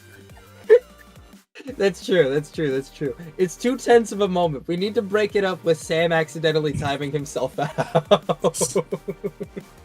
We were for the people back home behind the curtain. We were posting some funny meme gifs. Like it was Indeed. entertaining. Indeed. Because we're like the C9. Everybody, we even got Gedster's reacts to the C9. Just spam like we're using this as a sticker. We gotta make it. We have to. We have to now. I can't believe this is how I get stickered in CGL. That's incredible stuff. Absolutely incredible stuff. But anyway, slice it. The grand finals continue here on twitch.tv/CGL1. Choose production crew going down with a whimper in map number 4. But map number 5, that is not the correct score of the game. No, that is not correct. That should be 2-2. Unwoke Enthusiasts. Redeem Team and Aura Farmers, I believe, is actually a 3-1 game right now, with Redeem Team currently up 3-1. Indeed, it is. Shout out to the very fast swap there from Luau. But big brain. It's huge brain stuff. Huge brain stuff. But yeah, that is going to be our LATAM Open Console Grand Finals, I believe. So big stuff on the line there, obviously. Like LATAM having a large player base that doesn't always get to see the light of day in official tournaments, does get to see the light of day here in CGL. But meanwhile, on this stream, back in Masters, we're going to map number 5. And it's going to be Colosseo. Push will be our map. Well, it's the last map type they have to choose from. After this point, whoever loses this map can go literally wherever they want, as long as the map has not been played in this series so far. But, I mean, now that we're going to this Colosseo, surely this is going to be one of those areas where, oh, well, Shoes is banning first, so they're probably going to ban a DPS. I was going to say Unwoke is probably going to ban out one of the hit scans, but now that Tracer's off the board, they can't do that. Yeah, I think the last Tracer in the last round on the side of Unwoke, Kizu, was insane and didn't die, so I could see them going, yeah, let's ban the Tracer. Because you're 2-2. You're like, this one is, ooh. I like that. I like it too. I agree with it. Because this map right here is who can win it and who's going to get momentum and go up 3-2 and go up match set. Yep. This is like one of these two teams is going to get the advantage and have like go to the next round. But both teams really want this win to go up 3-2. Both teams need the momentum. And it's going to be interesting with the Tracer band. Izu probably gonna go back to the Genji. I do take a guess. It wouldn't shock me. Definitely would not surprise me in the slightest here. Potentially, I mean, there's also room for heroes like the Venture to make an appearance. I mean, Venture is very strong right now, so it really wouldn't surprise me. Probably no Vendetta, unfortunately, for me. I do like watching a good Vendetta, but she is significantly weaker this season than she was last, so probably not going to be seeing her this time around. But I am interested to see what the compositions both of these teams are going to roll out on are. I don't trust immediately what I'm seeing, because obviously they can still swap at any moment, but I do actually really like the Wubs Hanzo pick here. It's interesting because, I mean, obviously Hanzo not the preeminent hit scan in current day Overwatch, but in the right hands, this hero is horrifying. Meanwhile, on the other side, a fairly standard Shoes Production Crew composition here. Nothing I see surprises me. Obviously, the Sojourn from Husky has been extremely good all season. Dan is a very, very solid Mei player. So, I mean, this literally right now just feels like a matter of, can Wubbs find a headshot with that arrow and open the fight wide up? Yeah, and also I look at Danny on the Mei. If the Genji tries to dive, does he get frozen? You can't deflect the ice that's coming out. So it's going to be interesting to see. And now End is close to going down. Here's the pick. There's a huge pick onto Hippie first, and with only Lucio healing remaining, there's just not enough sustain for the side of Shoes Production Crew, and that's going to be a very, very fast cleanup on the rest of the fight. Yeah, that was a huge solid team kill right there. Hippie going out first really hurts. Danny switches over to the Cassidy, and Bowsy switches over to the Rig, and nobody from Unwoke died, so they all stay the same as Hero was. But it's interesting to see how Shoes Production wants to engage with this. How they want to single out, try to target, because Wubbs almost has the Dragon Strike.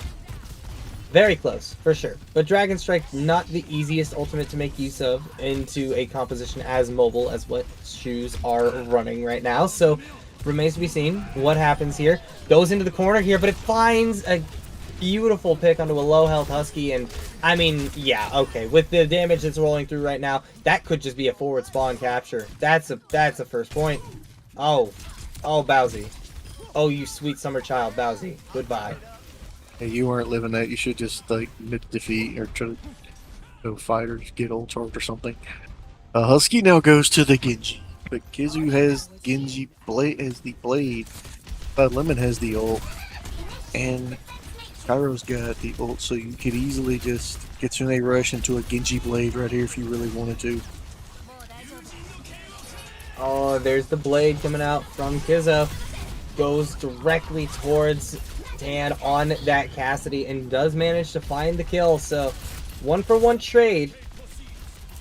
But you did have to spend an ultimate to get that Cassidy out of the picture here. And now that you're down that damage, it is going to be a little bit harder to sustain through this fight, and especially losing out on K4. This should just be a fight win for the side of Shoes Production Crew. Eventually, they will clear off the point of the remainder of the opposition, and the robot will start moving back towards the middle of the map. But, I mean, that is a really, really long time for Shoes Production Crew to have gone without winning a single fight. Yeah. Unwoke just continuing their dominance from the last round, coming in this round, hungry and motivated to win it. Ooh, Bowsy almost gets taken out right there. That's what Hey, that's why Hanzo in the hands can be like a server admin. Indeed. Very nearly goes down, does end, but not quite. It manages to live long enough for the sound barrier to come out, and the Deadeye is there. Finds the pick onto Kizo, and now it's a 1-for-1 trade on the DPS line. Cloud Lemon is going to pop that Diva Bomb just to try and get back in the mech, but no picks coming out of that one. Shoes Production Crew only needing to use 2 ultimates to walk this robot forward, whereas, I mean, Unwoke, they're not really close to anything except maybe Kitsu. Yeah, and now Shoes Production's getting some, getting some momentum going. Is they're going to have, 3 ults right here. Heavy can just use the self-destruct as a defense tool or zoning tool. Husky's about to go down, probably will get topped up soon. Yeah, I can see the Dragon Blade coming out in the back line on the Lucio or Kiriko. A definite possibility, for sure. But, I mean, Husky so far opting to hold on to it. Wait, but sees the 1 HP Lucio, knows it's his time to strike, finds the Hanzo as well, and the Kiri not long for this world. 1 HP and a dream. A great deflect to both keep himself alive and utilize that kunai against the Kiri. That's going to be forward spawns for Shoes Production Crew.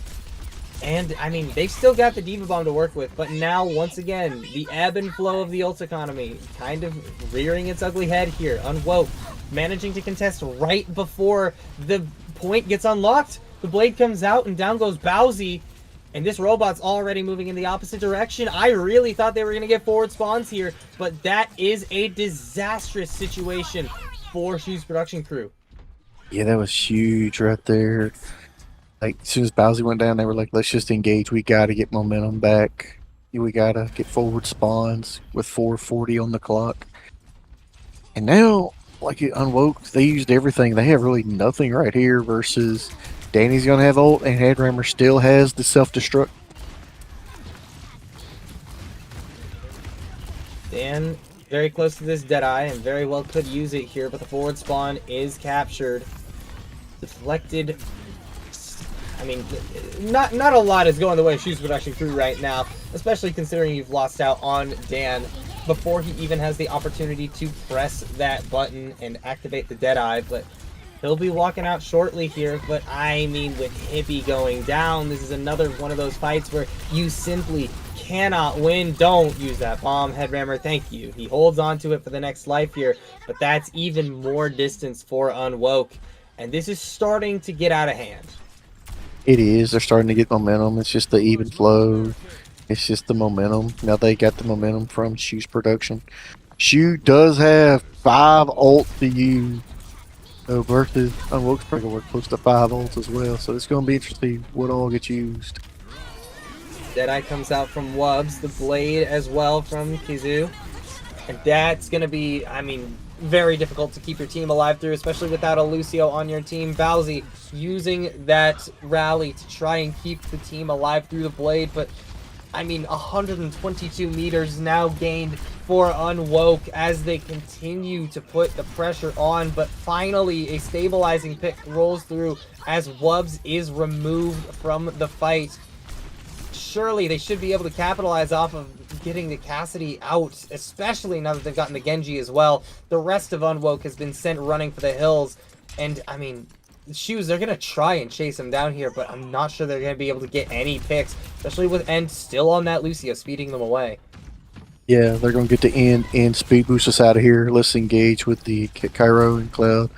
Let's get together and then go from there. Husky with the Blade.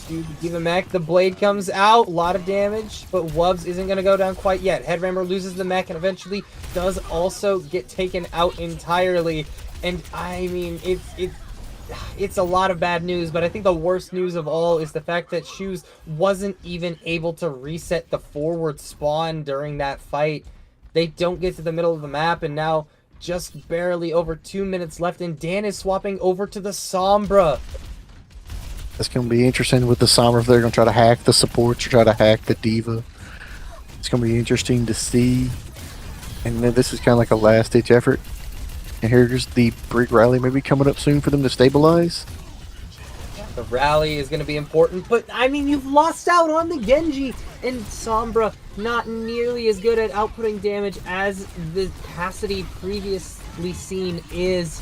Husky swapping over to the Widowmaker though, as Bowsy goes down in the midst of that rally. Husky back out into the arena, finds the first pick onto the Lucio of End, but it's not going to be enough to win out the fight quite yet. Needs a couple more headshots, needs a couple more picks to roll through for Shoes production crew. The Widowmaker, enough to pressure them away from the point, but Husky will be going back to the spawn room and swapping very shortly here. Surely, wait, yeah, okay. We'll be going back to Cassidy. And I mean, the robot's moving back, but you've only got a minute. And if you're Shoes right now, you need to win at least 3 fights. You need to win 3 of them, like you said. Probably need Hippie's ult to be huge.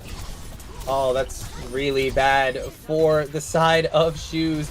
2 players go down, and a third very likely to follow thereafter. Bowsy, not long for this world, and Dan finds a stabilizing pick, but only 40 seconds remaining here, and it's just... that's not what you want to see. That's really not what you want to see. I was trying to figure out what was going to happen right there. I guess that was a misclick.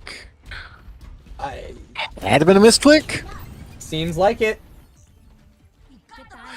Yeah, there's a misclick, and probably going to see if you use the Sombra ult, I guess, for the engage right here. But after that, Shoes literally has nothing. Well, unfortunate for sure. Ping can do that.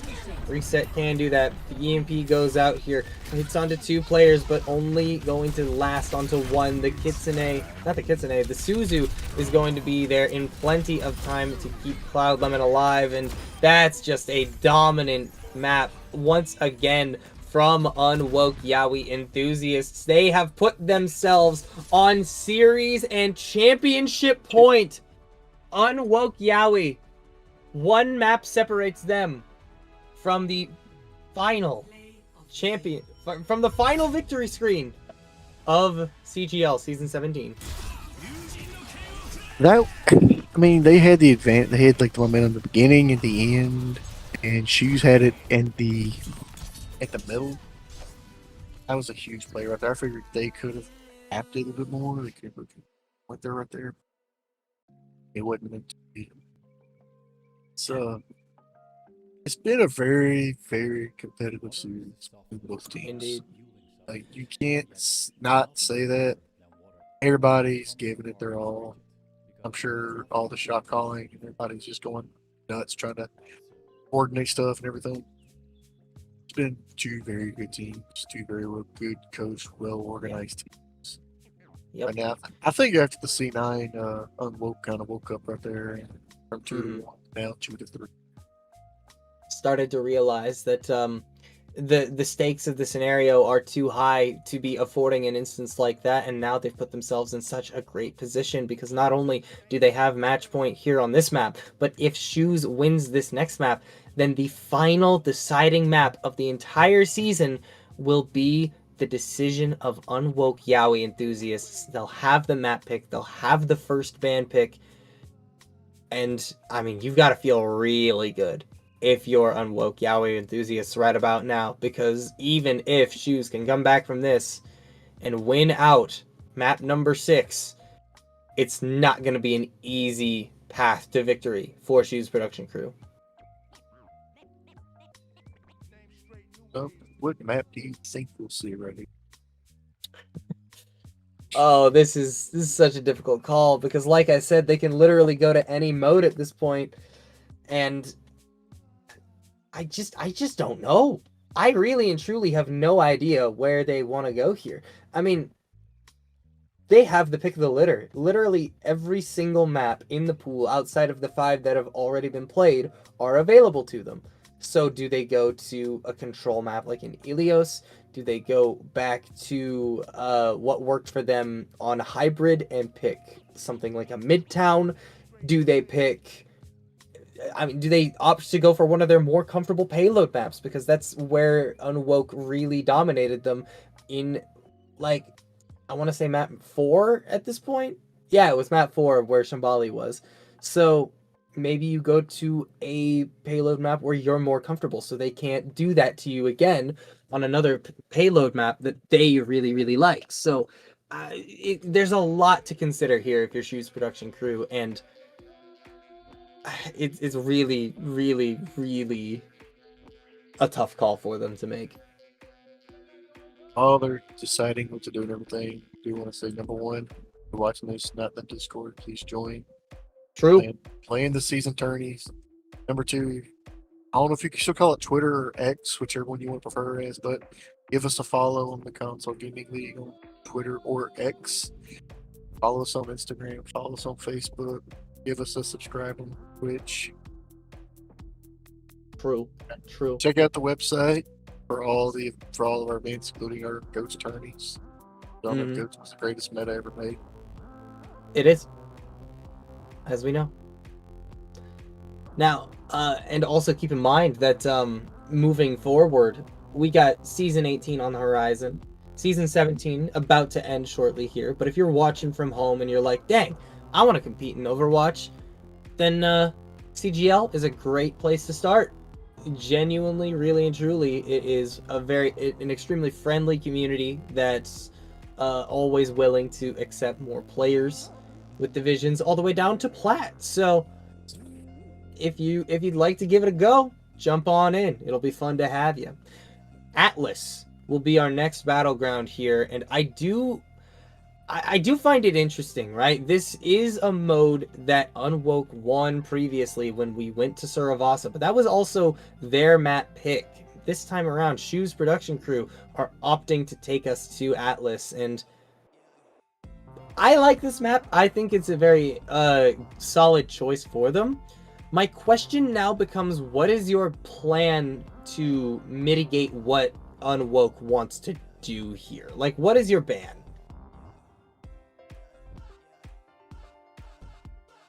Look at the tanks and supports. Part of me would say a support. There have literally only been 2 support bans this whole series. And what, 3 tanks and 4 DPS? There's been 4 tank bans, 4 DPS bans, 2 support bans. So, I mean, surely it's not like a Kiri ban, right? I mean, Shoes has been playing so much Kiri. Part of me says maybe a Farah Emery in the sky, maybe. Pick up the Maybe? sky. I mean, this doesn't feel like a tank ban scenario because you've already banned away 2 tanks that you know they like to play that you like to play less. I mean, it just doesn't make sense to ban out most of the tanks here unless it's a Zarya, but it is going to be an Emery ban from Shoes. So what this tells me is Husky will be playing the Sojourn this map. Sojourn. Sojourn has been popping off. It's true. This It's next true. one, I mean, I could see Domino. I could see Yuriko.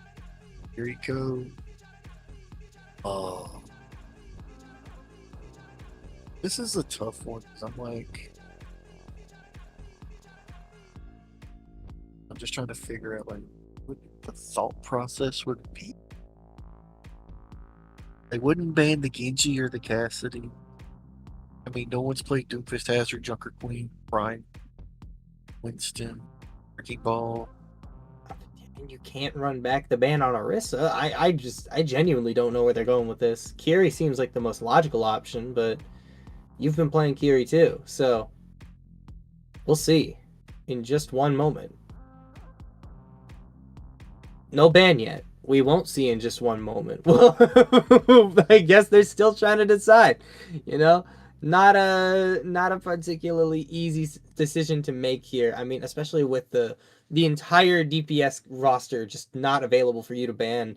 It is a hard decision to make here for Unwoke, and I really do not envy them as it stands here. I do genuinely think their best play is to ban out the Kiriko and just force a completely different backline, right? Because, I mean, as we've seen this whole series, Bowsy has been on a bunch of different heroes. We've seen the Brig, we've seen the Lucio, we've seen the Wuyong. But meanwhile, over in the flex support category, Hippie has been pretty stagnant, pretty stuck in the Kiriko jail. Yeah. Oh. I really don't know what direction they're gonna go. It's Wuyong. Oh, it's Wuyong. Okay. Okay. Okay. Didn't So see that. Okay. I don't hate it. I really think this probably should have been the Kiriko though. I mean, obviously, like Bowsy has had trouble like sticking to one hero and like playing particularly. Bowsy's playing well. He's just bouncing between heroes a lot, which is something I've noticed with him, where every so often he'll tilt a little bit and then he'll just be like, I can't play this hero right now. It's just how Bowsy operates, and that's fine, but in a grand final scenario you do need to be able to lock down a specific hero pool. So let's hope that he wasn't dead set on playing Wuyong in this particular instance, because all you have right now are your Brig and your Lucio, both of which you can whip out and do well on. I suppose you could also do Jetpack Cat, but I really don't think we're going to see it here on Atlas. I doubt it. I'm kind of surprised no real Junos yet. Mm-hmm. That kind of surprises me a little bit. I figured maybe a little Juno, but like not really. It's been We're Well, down. Kiri's just that good of a character. Kiri is, like, ridiculous. Again, there's the head rammer beard. The beard game is strong. Indeed, indeed. Watch Rammer low key be sponsored by what's one of them companies? Just for Men. Like, Oh, yeah. I could low key see it. I can see it. Bro got the secret sponsorship. Yeah. Yo, Just for Men, if you want to sponsor CGL next season, you should get in contact with this head rammer guy. If we could get sponsors for CGL, actually put prize pools into each of the divisions, that'd be fire. Solid. It would be very lit indeed. Running out of options for bans are these teams here. Unwoke Yaoi Enthusiast does not want to let this go to even one more map. But, I mean, Shoes Production Crew, I think this was an excellent ban phase from them. Obviously, taking the Emery off the board hinders Husky a little bit, but his Sojourn has been lights out all season long anyway, so you're not too upset about losing out on that one. In the meantime, I mean, you're not too upset about losing out on Wuyong either, so I think this is just about the best they could have played the ban phase. The problem now becomes, can you convert that into a map win on a mode that you lost previously? Yeah, and then, for Husky, don't forget, even though they lost the last round, his Widow came out and was actually kind of scaring off Unwoke, and they had to back up a little bit, so the Widow can come out. But we got a Slaying S for pause. And S for pause. Surely no Widow on Atlas though, right? Like, if there was gonna be a Widow on any Flashpoint map, it's probably like New Junk, not Atlas. I think Atlas is too close quarters in like every single point for a Widowmaker to be a reliable option. I think it's way too easy to close the distance on Widowmaker on this map. But if we do end up going to a payload map for map number 7, I mean, Junkertown's in the pool, Rialto's in the pool, Dorado's in the pool, I believe. It's a very Widow-friendly map pool in the payload section. So there is still a chance we get to watch some Widowmaker gameplay, but it's not a high chance, you know? Like, even on those maps where she can work, why wouldn't you just run Emery? I'm just curious why we haven't seen much in Carrot this game. I heard pretty solid. I miss Widow, man. I miss Widowmaker so much. I know everyone's like, oh, she's so toxic when she's good. Oh, she's not good for the game. Shut up. Shut up. Shut up. Shut up. I remember watching Overwatch League Season 1 Stage 3, the Widow Tracer meta. That was beautiful. That was beautiful. I've never seen anything so beautiful in my life. It was amazing. Boston went 10-0. They had Striker on the Tracer and Mistakes on the Widowmaker, and they owned everybody. Until stage playoffs when they lost to NYXL. But like, that was a fun meta. I liked it a lot. And we still can't get Widowmaker back, man. I want my Widowmaker back. I want her back. Man, I've been so old Overwatch League. Those were some fun nights. Was it Wednesday, Thursday, Friday? Days. Thursday, Friday, Saturday. Indeed, indeed. It's fun just to watch those. Watch on Twitch, get a bunch of stuff. And then hop in, see people try to emulate it in your plat games. Try to emulate Pine on the Widow. I'm like, no, you're not Pine. You are not Pine. You are not him. But you know who these guys are? The grand finalists here in Season 17 of CGL Masters. The Malga comes out from the side of Shoes Production Crew, going up against the Diva here, and I like this pick, especially considering that Unwoke has been very hesitant to run the heroes that really punish the Malga for existing, like the Sojourn, for example. But, I mean, they are on the Diva, and so far it's not working particularly well to punish the Malga, but, I mean, we'll see how that goes moving forward here. At very least for now, Shoes is going to take first capture. Kizu switches over from the Tracer to the Genji. I believe that is it for both teams so far, and then hero swaps. And right now, even though Cloud Lemon's got more of a full charge versus Headrammer, Headrammer's I think the Naga's starting to pay a lot of dividends. And the Maywalls are just separating some people, and it's just the 2v1 getting picks like there. A couple players on the side of Unwoke Yaoi enthusiasts are falling very low, and eventually End will be the first victim of this second very drawn out and prolonged fight. And I mean, that Diva's like 1 HP. Surely she dies soon, but it is going to be a very, very, very brutal stagger. Oh my god. That was ridiculously long. That was brutal. Still catches the same respawn wave as K4 on Nakiri though. That's kind of wild. That went like 72-73%, and before the respawns kind of kicking in. Right, they have touch. Both of these teams are going to have the Kitsune to work with here. Husky going to die first in the fight, so that's not going to be an option. But the cage fight is expended by Headrammer, broken through pretty quickly by the entirety of Unwoke Yaoi enthusiasts here. But, I mean, this should just be a winning fight, surely, for the side of Shoes Production Crew. No, wait, maybe not. A couple picks come out from the Cassidy here, and the Headrammer's Malga is just too much health and too much regeneration to get through. A 1v1 on the point ends in favor of Shoes Production Crew. And the next flashpoint, we're moving over to the resort. I think right there, Hippie was healing Rammer and did not pay attention to Wubs. Wubs was just picking off left and right. Rammer's like, I got to take care of it. And has the ability to get health and then extra burn damage. And I mean, you gotta pay attention right there. Like that could have been a massive choke. Could have gave. Oh my god! Some momentum. A couple of really big shots from Wubs, nearly taking Dan out entirely, but the Blizzard goes out. Freeze connects onto nobody, unfortunately.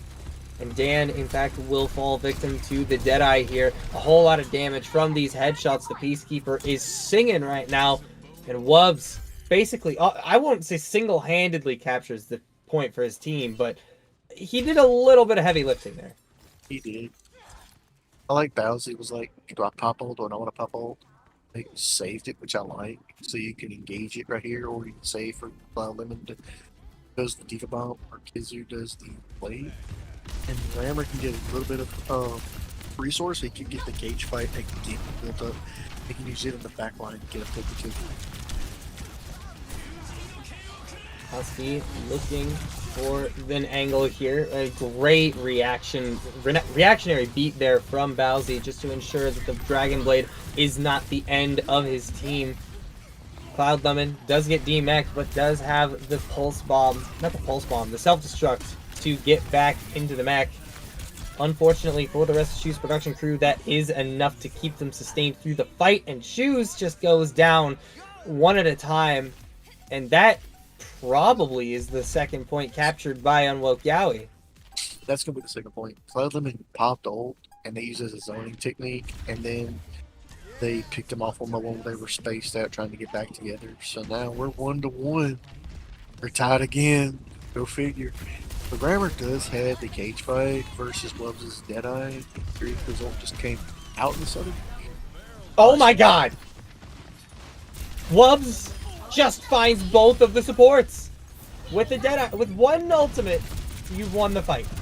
Congratulations. It's over. It's over. You don't need anything else. That was the only ultimate they had in that fight, and it worked perfectly. Takes an absolutely immaculate angle here, but unfortunately for them, it means that that fight ended a little bit faster than they might have wanted it to. So out goes the cage fight, and there's still a contest here from Shoes. In fact, they find the first couple of picks here. Despite a phenomenal early usage of the Deadeye, the first capture goes to Shoes anyway. Yeah, like, basically, they used the Kitsune rushed into a Deadeye to win that engagement. Got to the point, and then Headrammer rushes a point, knocks them back, and then cage fights, and they were to get 2 or 3 picks when they were trapped in the cage. So it's a good little, like, shit, like Muhammad Ali, Frazier, like, you got me good, I'm going to get you on the rebound. And now Shoes is up 45-50% with 2 DPS ults in that back pocket versus a end Heat drop. A lot of tools for both teams to work with right now, but Dan's Blizzard is going to be the first to find value. A freeze onto Webs, and the final blow shortly thereafter. Deadeye also comes out and connects onto the mech. There's not going to be a self-destruct to get them back into that one. 80% in building now. Husky may have just put the nail in the coffin on this third point here. It's 92% in building here. Eschew's production crew, they are going to take this second point here. No contest, no overtime, no nothing. We're going all the way to our fourth point here. Yeah, that was a huge flashbang on the Genji to get the game. Genji switches over to the Reaper. And I believe that's it for the picks. You got Cleveland has the self-destruct, but Bowsy does have the drop, beat drop to counter it. And Rammer just looks like he's so comfortable on the Maga in this duel right now versus the Diva.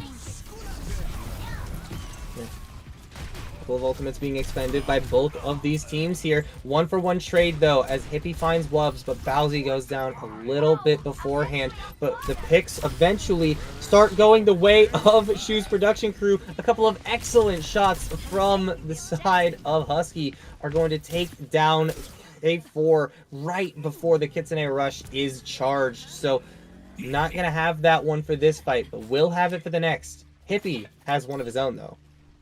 Yeah, Cloud Lemon self-destructing anybody, and right before he could get back in the mech, I think, got picked off by Danny, which is huge. And then I was able to get capped the point already, 25%, 1/4 of the way there. But, you know, if Husky can get some high ground with like a May Ice Wall and then the ult from above and try to get 1 or 2 picks, it could be huge and start staggering Yokai right here. Very possible. 50% in building now for Shoes. 50% separates them from going the distance in this series. Maywall goes up right in front of the Cassidy, ensuring that he's not going to be able to find anything with that ultimate, but the Blizzard is out, and it could very well put the nail in the coffin on this map here. In fact, the stomp onto Wubs is massive. The D-Mech onto the Diva is huge, and only a couple players separate Shoes from winning this map. I think we Trap got goes out onto a couple players here, but the beat onto the support line as the supports for Unwoke Yaoi enthusiasts are going to try and extend this one for just a little bit longer. But with the Kiriko going down, it's just the Lucio to contest. The Diva makes it back, but is nowhere close to this bomb. No support, no healing, but a pick onto Husky to potentially give them a little bit more hope here. Lots of damage onto this Diva mech.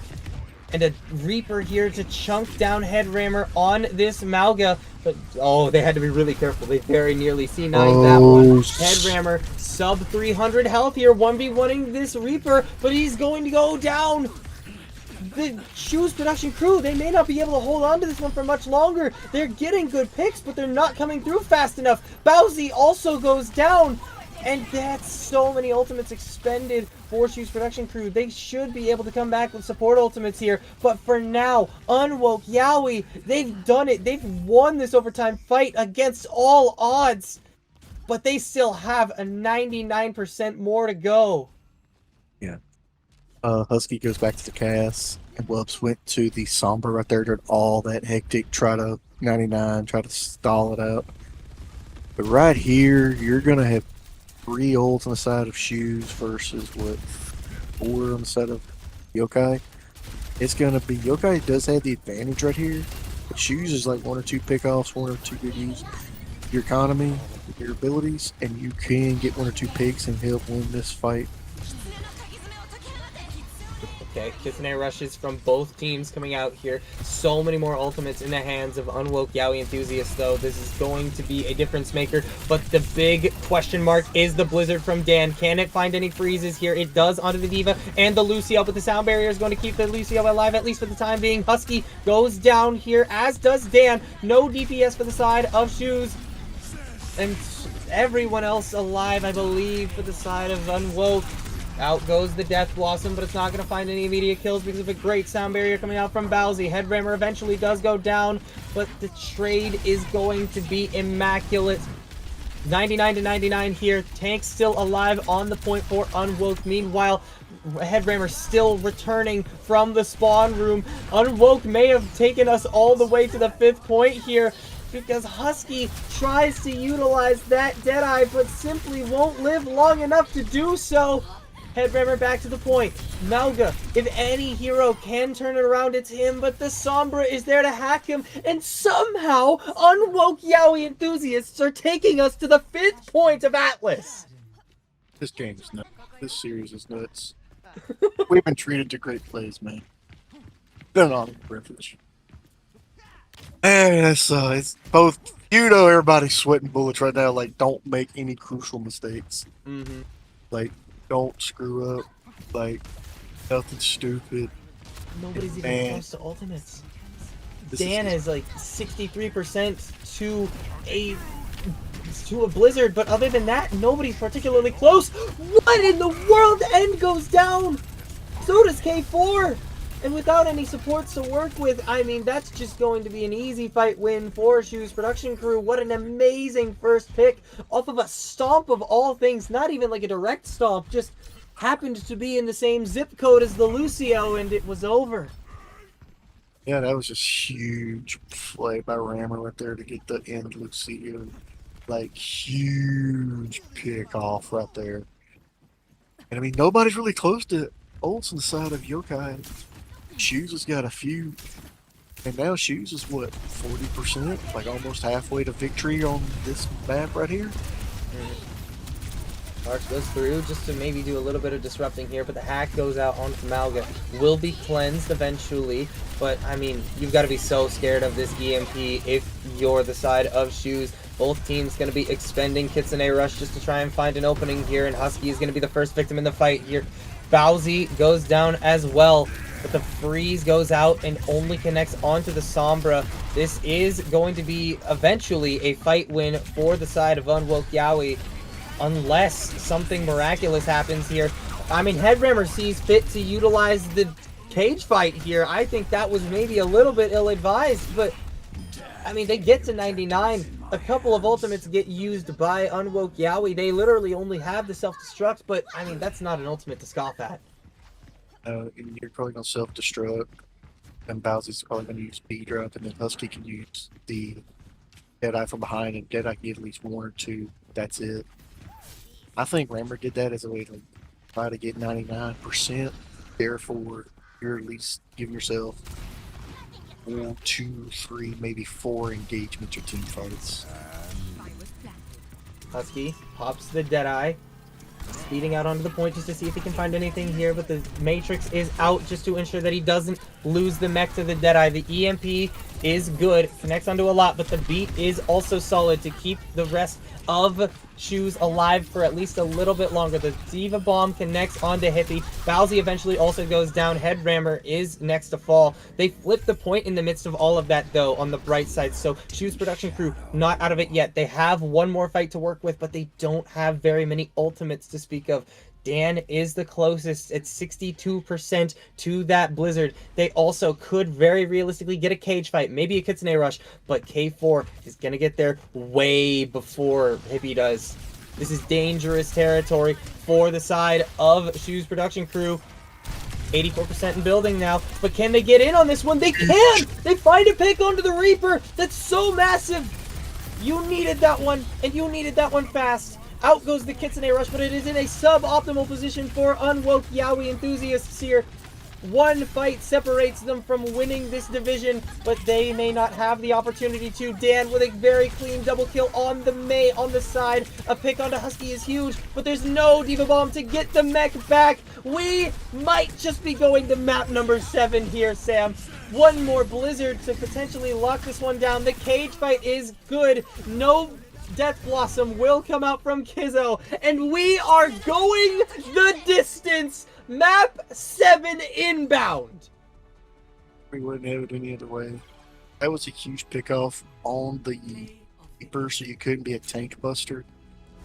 And then the Sombra was trying to get Hippie, and then it was just back and forth. And like at the end of it, cage fight and the cage fight in the Blizzard on point, you couldn't dance around both of them.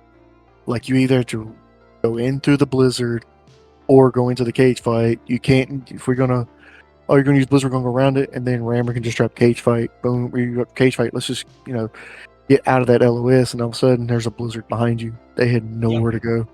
So good coordination right there. We got map 7. We wouldn't have it any other way. We got map 7. We got map 7. And now it's literally just a matter of where Unwoke Yaoi enthusiasts decide to take us. And I'm gonna airball this shit right now. I'm gonna guess Dorado. I think it makes the most sense for them to take Shoes production crew to Dorado, because I mean, we've seen repeatedly Shoes is best when they are playing these brawl compositions, but it is so difficult to do that on a map as where vertical space is as important as it is on Dorado. So I mean, if we go there, then it's probably going to be a Diva mirror. Sojourn is probably going to be off the board. Maybe Emery is going to be off the board. I believe Unwoke still has an Emery ban in tow, so this is going to be a really tough one for Shoes. I really and truly cannot see this going anywhere other than Dorado. But even if it's not, it could very well be another similar map where high ground is equally important. Like Numbani is also in the pool. I really don't see this one going to control. I really don't see this one going to flash. Well, we just did flashpoint, so it can't go to flashpoint. But I mean, what are the options here? It's push, and we're not going to push. Havana? Really? I can see Sigma. I could see Bastion on the defense for a poke. Loki, I could see Domina. I mean, Domina may get banned right here. That's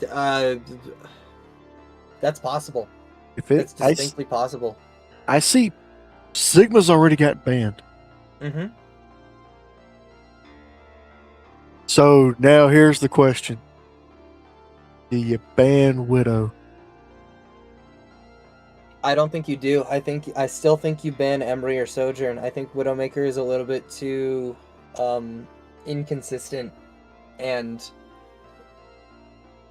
I don't know. I feel like if you're Unwoke, you're not too scared of the Widowmaker here, so surely it's the Soj ban or the Emery ban. I imagine the Emery, but I would say Domina's gonna get banned right here because you can't ban Sigma. I just can't believe it's Havana. Like, what? If I'm Unwoke and my tank player is like most comfortable on Diva, you can still play Diva on Havana, obviously, but Diva is so much. I mean, you would so much rather be playing on Dorado if you're a Diva player. I mean, this is going to tell a lot on their ban. I mean,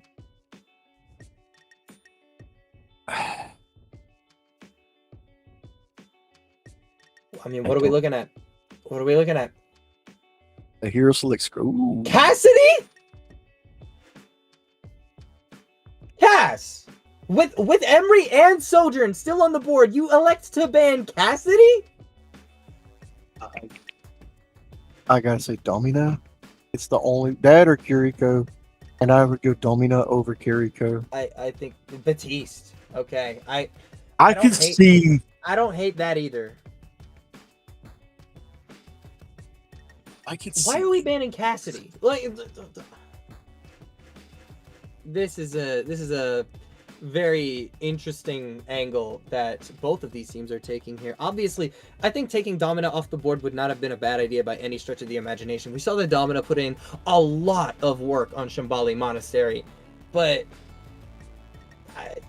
I mean, I also do think that the Batiste was a really important part of Unwoke's composition on that Shambali. So I don't think that's a particularly bad ban. Cassidy? That's weird. The only reason I can see that you would ban out Cassidy and not Emery or Sojourn is if you want to play like Jetpack Cat and you want to be safer from Deadeyes, or just like remove those entirely off the board here. But I don't know. I just don't. I don't get it. I don't get it. Anyway, In the words of a wise man, we go again. We go again. But yeah, that surprised me. But I see one of the defenses has got to be pokey right off the bat. It makes the most sense. I mean, it throws the shield. You have a bastion behind it, maybe. Mm-hmm. That makes sense. Unless you want to go Sigma poke, that makes sense. There's a lot happening here. I am very curious to see how this one plays out here. I really hope it's not another, like, full hold situation where it just turns into, like, one squad not getting any distance and then the other one either having to fuller hold or just immediately, like, fold. I want this to, honestly, for the sake of cinema, I want this to go extra innings. For the sake of my producer, I want this over as quickly as possible.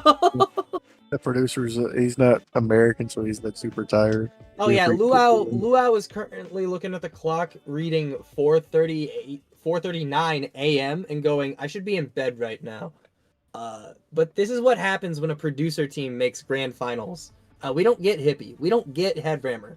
We get, like, whoever else can pick up the shift, and this time it just happened to be Luau, who is unfortunately up way past his bedtime. So let's wrap this one up as quickly as we can, and then put Luau, like, we can tuck Luau into bed together, everybody. You know, it's like we're gonna have a little pokey on the defense. Makes sense on the side of Unwoke. Is Husky gonna stay Widow?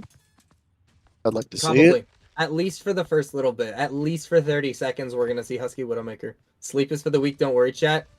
Thank you, Luau. Big brain. He's staying. Shout out, Luau. Man's earning his keep. He's earning his paycheck right now. You see, we all are. All right.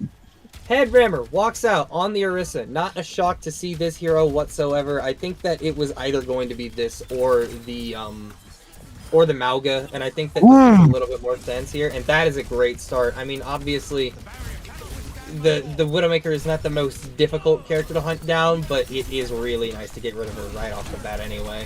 So, I mean, very solid start here for the side of Unwoke Yaoi enthusiasts, and Husky is going to be swapping over to a Hanzo of his own. As a matter of fact, finding the first pick for them on this side, and Dan is going over to the Widowmaker.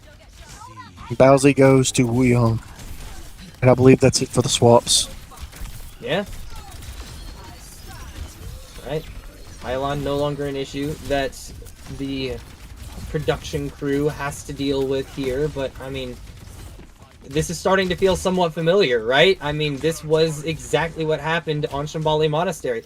Early momentum being stifled by the side of Unwoke Yaoi enthusiasts. Shoes production crew not quite able to push through with a great time bank, and I mean, right now it's looking a little bit better than last time, though, especially with that pick onto K4. Husky finding a great volley of storm arrows, especially with one that connects onto the dome of the Kiriko here. And, I mean, that card's going to be moving forward ever so slightly in the Hanzo duel won by Husky. DPS player of the year, of the season, rather. Looking on fire here in this final map of the series. Yeah, Husky's coming alive on the Hanzo. Wubs pops the ult. Don't think they got anything. Oh, it's happening right now on screen. Yeah, it's just now rolling through, but everybody steps away from the point for long enough that it may not end up mattering that much. A couple ultimates get expended by Shoes production crew as well, but unfortunately Bowsy is the first victim of the fight, and without the sustain from your Wuyong, the Kiri simply isn't going to be able to keep everybody up on her own, but a couple picks roll through on both sides anyways. End and Kizzo both out of the picture. But, I mean, you still need to dislodge a whole lot of health in the form of that Sigma from this point. And it's going to be very difficult to do that while Kiriko is still alive and ulting.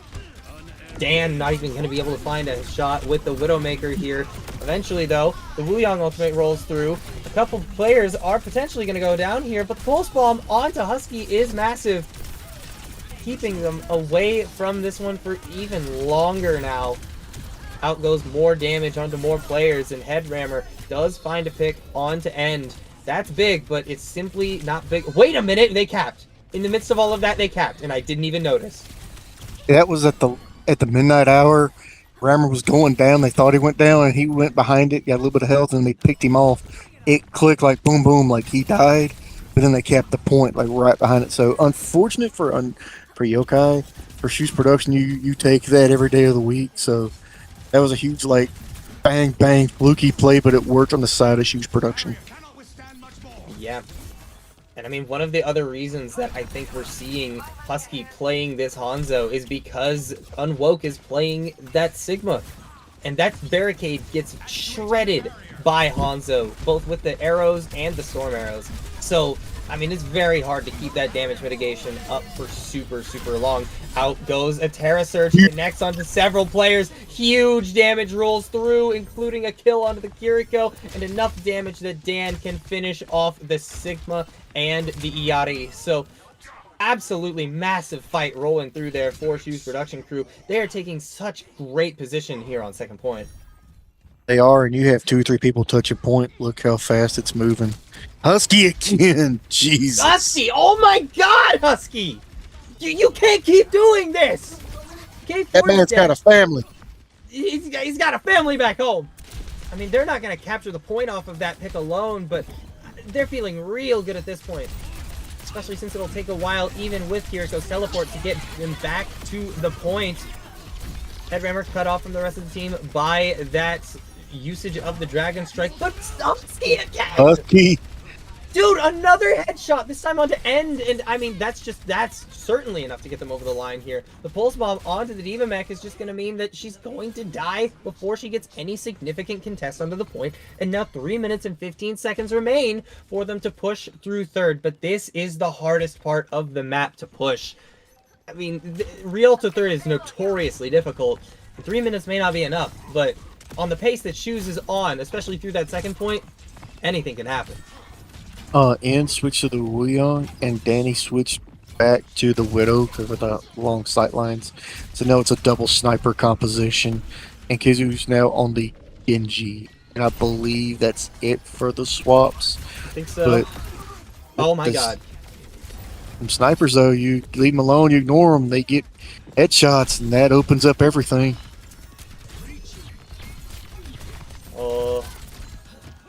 It's getting real close here. This cart has not stopped moving since we got into this point here. I mean, that wasn't even a necessary headshot. You didn't even need to hit that, Husky. You didn't even need to hit that one. But you do anyway. So, very well done to a man's Husky right there, hitting every shot imaginable at the moment. Dragon Strike goes out to clear the high ground, and a little bit more distance is being gained here. 2 minutes remaining on the clock here, but finally Wubbs answers back with a headshot of his own. Dan also taking out the opposing Wuyong, though, so it's Wuyong for Wuyong. Bowsy has an ultimate to work with once he gets back here, and the Fortify is going to make sure that Headrammer lives despite having the Dragon Strike directly in his face. Hammer's playing like a man possessed right now. He's just like, man, I'm just going to step it forward. I have immortality. I get supports. The payload heals you. For those that don't know, payload does heal you. A little bit, yeah. Wubbs finding a pick onto Hippie. And another onto Dan. Huge shots here. And, I mean, the Wuyong ultimate goes onto the Hanzo. Typically not the target you like to see for that ultimate. But, I mean, if it works, it works. Not in this instance, though. As Kixo just manages to go right back out on this Genji. Clean up a couple picks. And, I mean, Shoes really has nothing to answer this blade with. Danny is now on the Ashe. So we could get to see the greatest Overwatch hero of all time. The Golden Bob. Where's Bob? Where is he? And the Gold Bob is goated, man. Don't at me. Gold Bob is goated, I won't lie. But unfortunately, not going to be charging up for the foreseeable future, as he is the one and only victim of the Dragon Blade here. Husky does find a trade onto Wubbs. Another great shot from this Hanzo. Husky simply has not been missing for the last few minutes here. Another one onto end to avenge Headrammer, but the problem is, it's Headrammer you're avenging. You don't have point presence right now, and now the Genji pushing forward, trying to gain back a little bit of space for the side of Unwoke, but goes under the bridge, very low on HP. Hippie manages to find the final necessary kunai to connect, 16 seconds remaining before overtime is triggered. There is still a Diva Bomb to work with here for Cloud Lemon, and with an open point like this, it could be deadly. Hippie also going down to a headshot arrow.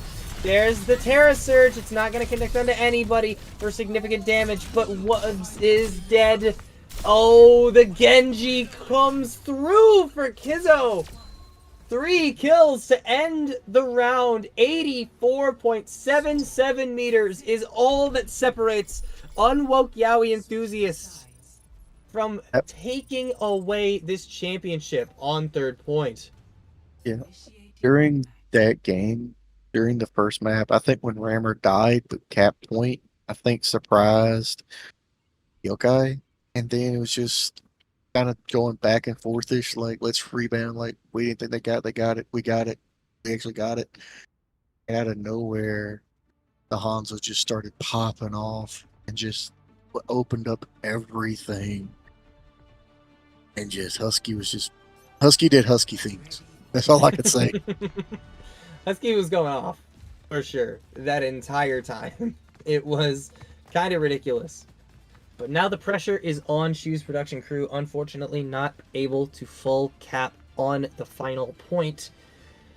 So this, any way we slice it, is going to be the final round of this series, of the season for the Masters Division. But before we get into it, we are going to take a quick pause. No idea what it's for, but we'll see. Shall see. Yeah, and I mean, this is. Oh, rip. It couldn't be any closer, man. It couldn't be any closer. Rip. Oh, that is unfortunate. Looks like we have a PC death on the side of Shoes production crew. Husky's PC has ceased function, so let's hope that that can get resolved pretty quickly here, because it would really be a bummer if we had to play the last round of this entire 5v4. season in a 5v4. That would not be fun. That would not be fun. Series deserves the 5v5. This series deserves the climactic finale we all know it is capable of providing here. Oh, that is so tough. Damn. I mean, there's a lot of possibilities here. That is really rough. You do hate to see it. Obviously, I know everybody involved is like upset right now. I know Unwoke Yaoi is upset right now. They're like, no, we're so close. We're on the verge of greatness. We're on the verge of winning this whole season. Can they substitute anybody in if his PC just flat out dies? I mean, they have people, but I mean, we'll see what ends up happening. We are going to end up going to a very quick break while this gets resolved, but don't go anywhere. When we come back, the grand finale of Season 17 Masters.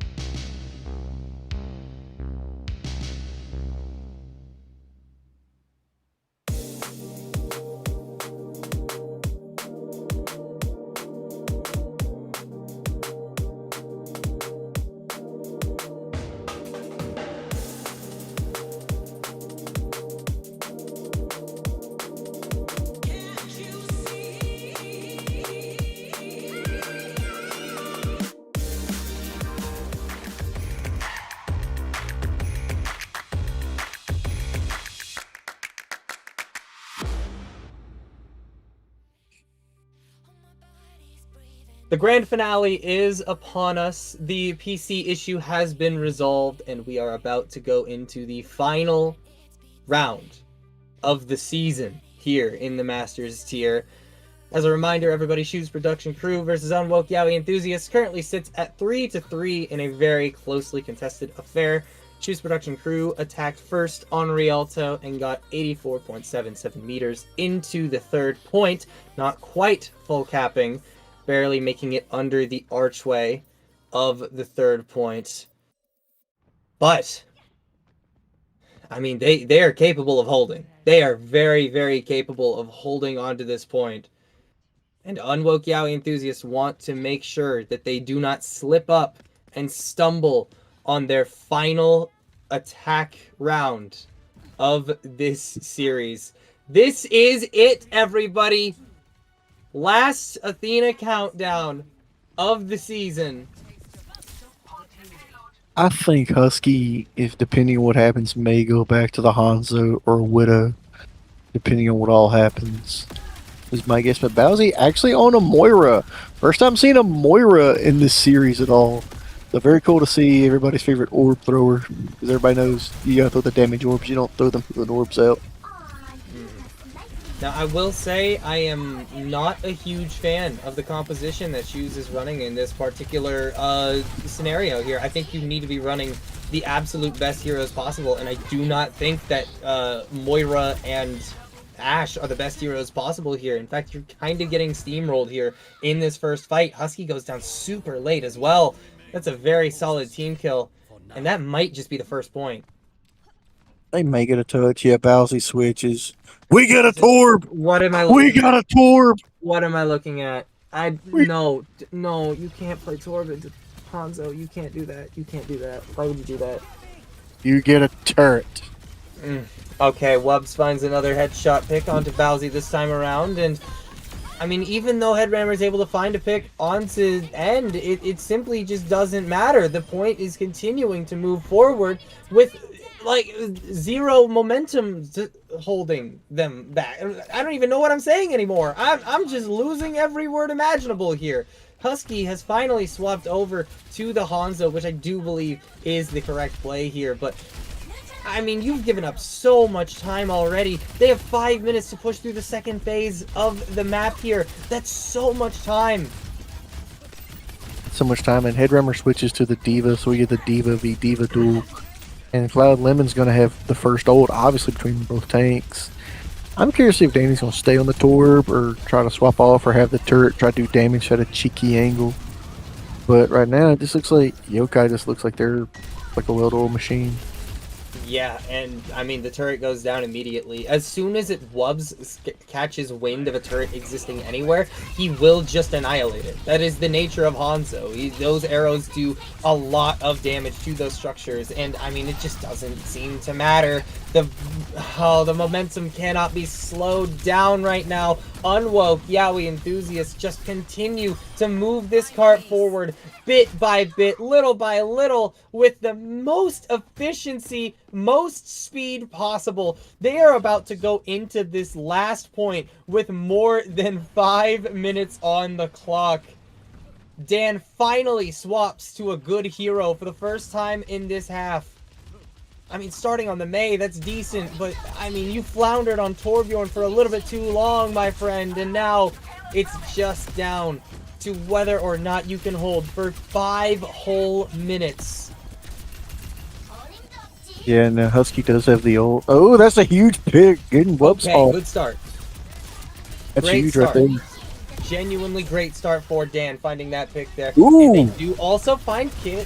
They do find Kizo. Okay, great. Good. Good. You need more of this. But you need a lot more of this. And unfortunately, losing out on your self-destruct is not the optimal way of going about this. Even though you are able to get back in your mech pretty quickly, you are still dealing with Cloud Lemon, who has the Wuyong ultimate and is able to cover a whole lot of distance there. Out goes the Dragon Strike. It's not going to connect onto anybody immediately here, but Headrammer going in to try and find a little bit more damage onto some squishies. Hippie going to be the first victim in this fight after some excellent shots from Wubbs.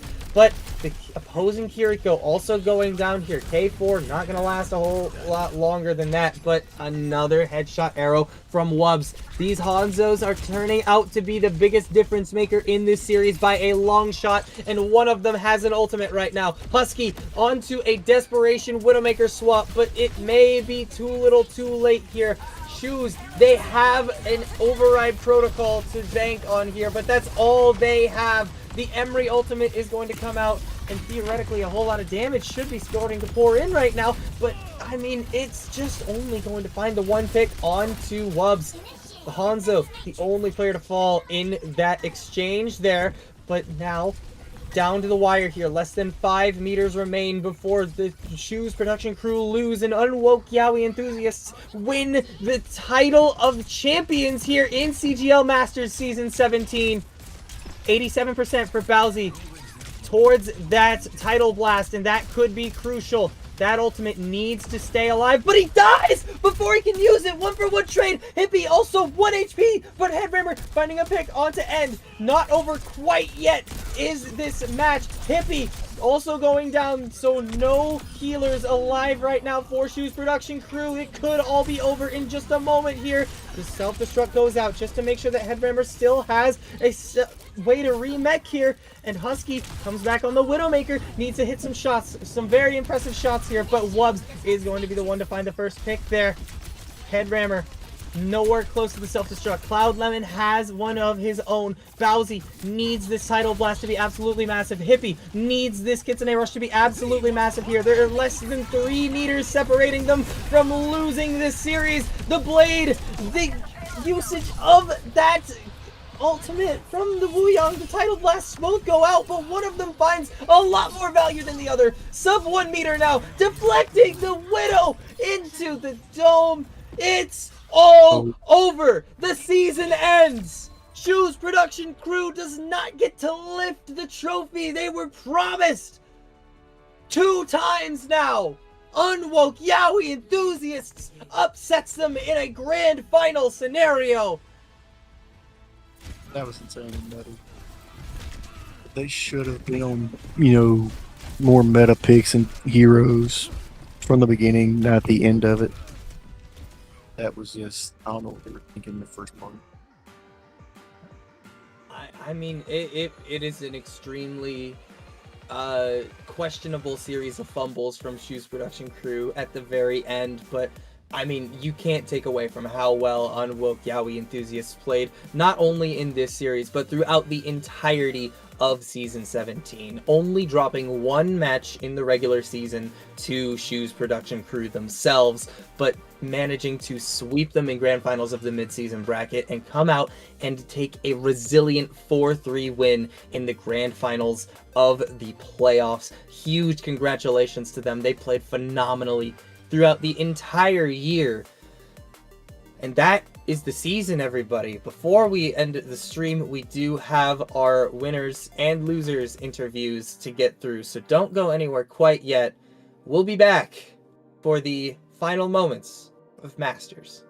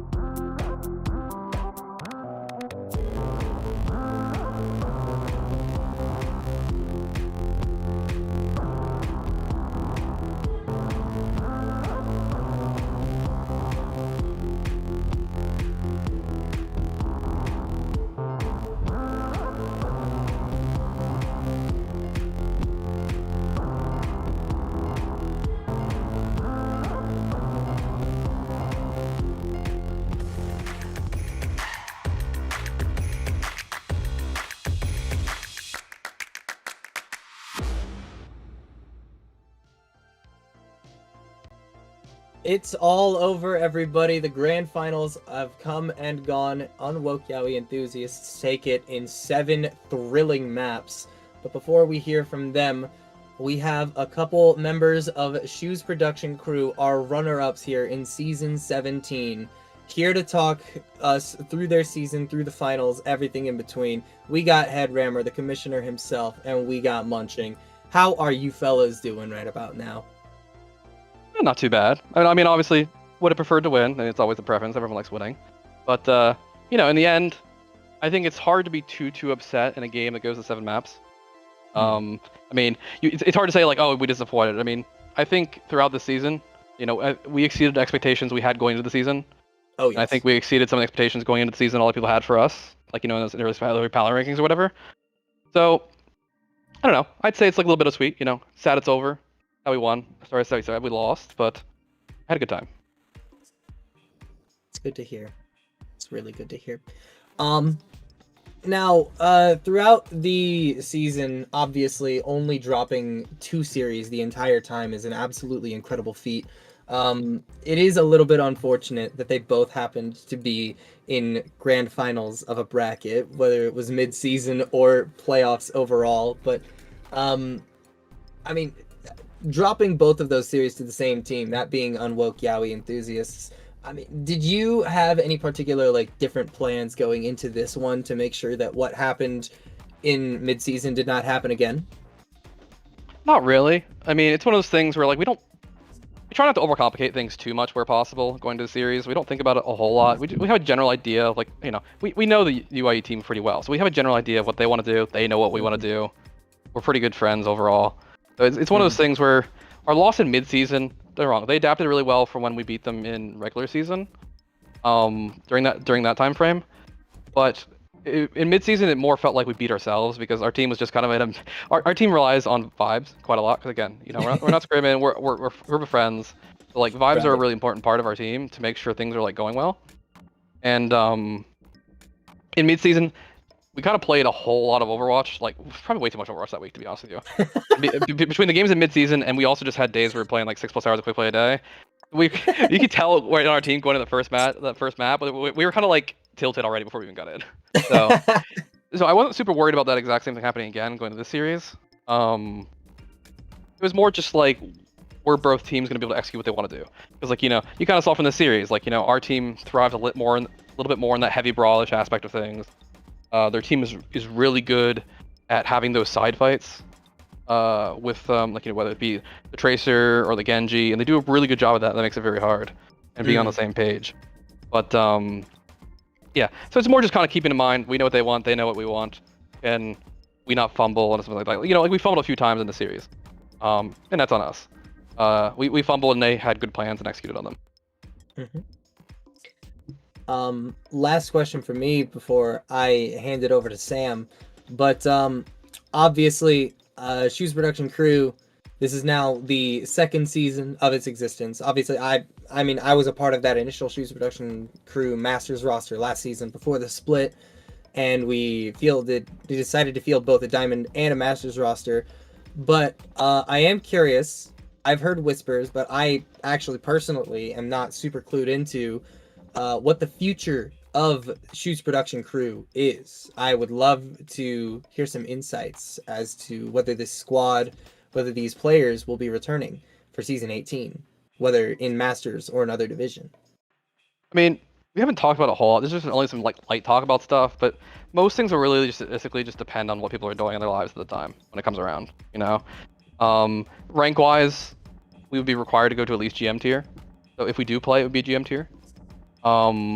And also, exact distribution of players kind of depends a little bit on, you know, what happens with the sister team of Zebras, for example. Like, is it a situation where we field like a Diamond team and a GM team, or is it a situation where we field like a Diamond and Masters kind of thing?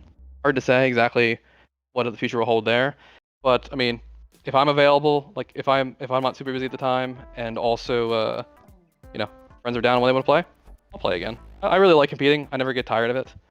And the opportunity to play with, you know, again, I've been playing with Dan and Husky, Neon's his other name, for like over 6 years on team. So really good friends with all of them, and I'm always down to play with them again.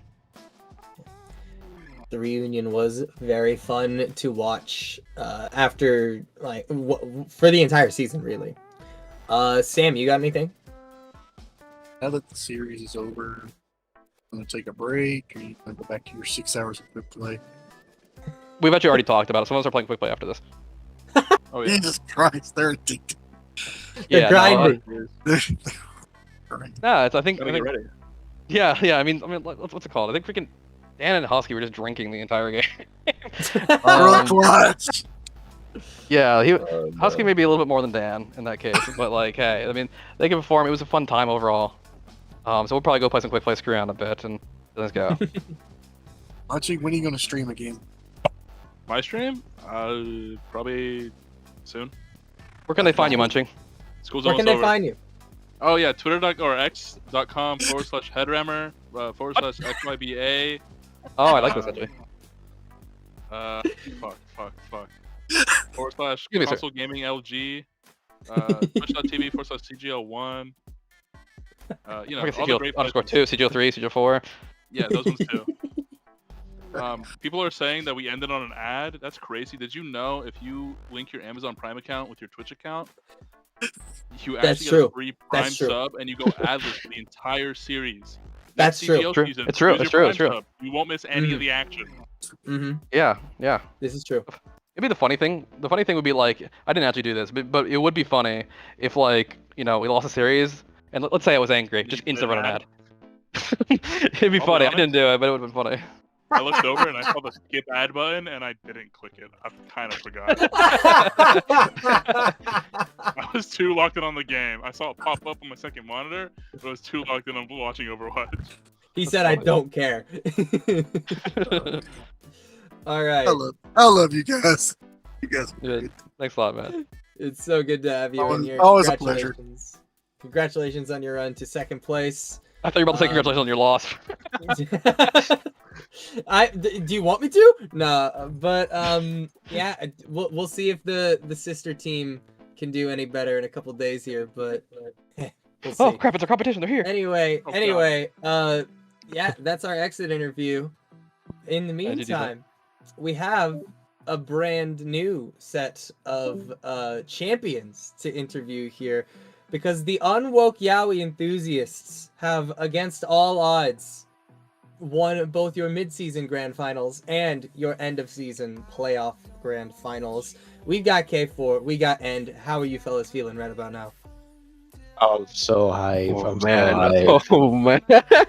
so many emotions going through my head right now. That's so fun. That's such a fun series. We've had so much fun. It was so much fun. I couldn't have asked for a better end to my first championship.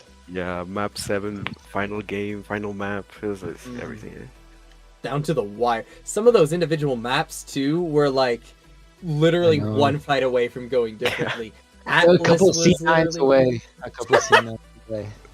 Atlas was one fight difference. Li Zhang was one fight difference. There might have been a C9 on King's Row. King's Row. That's the name of that map. Yeah, but we threw. Yeah, and I'm gonna have nightmares with those C9s. Like we're all. We did it 3 times. We did it 3 times. And also critical moments that cost us the map. I know. This was for those on Kings and Li Zhang, but luckily we were able to crawl it back. Yeah, and you brought it back and took away the championship indeed.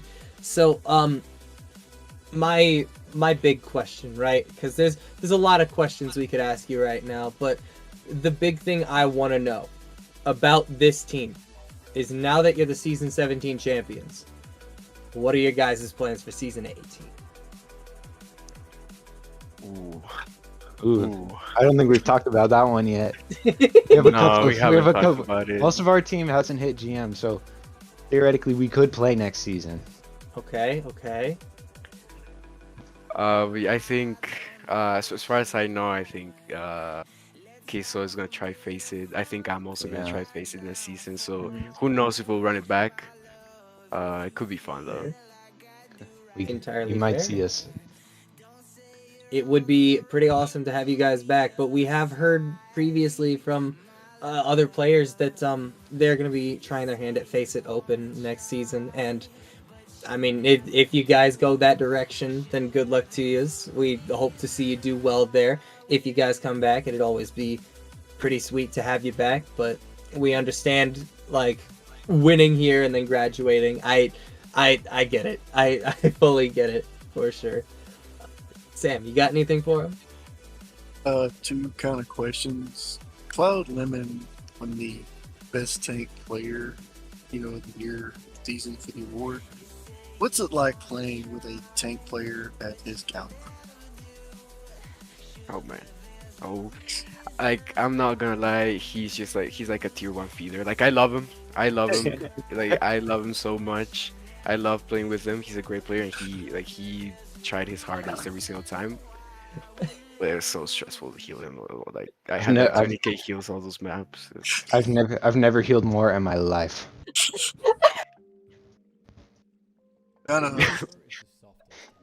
He's a great player though. He can make plays when he needs to. An incredible guy. We all love him. He's an incredible guy. I love being on his team. The second question is, I like to look at a game when it makes sense. What was it like watching the Bubs and the Husky Hanzo duels in games? Like he gets one, then the other guy gets one, and it's just like back and forth like headshots and picks. Well, I was usually on the receiving end of those Husky arrows, so I wasn't very happy about that.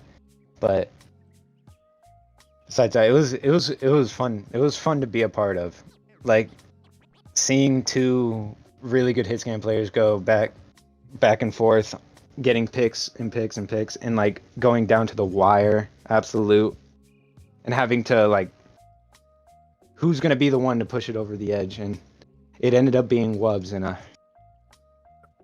I'm very happy he was on my team this season instead of someone else's. Yeah, for sure. Now, last question before we send you guys on out of here. Any shout outs you'd like to give to the people out there? Shout out Wiener Wizard. Facts. Wizard. He took my support role star, but I'm not going to be mad at him. I'm going to be mad at the people who didn't vote for me. And I want to shout out my team. I want to shout out specifically. I want to shout out Byro. He really showed out for us in these like lower bracket games where our scheduling was really rough and we hadn't everyone. We didn't have everyone available and stuff. And he really popped up. He stepped up. He played a couple of maps too this series, and he did incredible. And I just love that guy. And I just love my team. All right.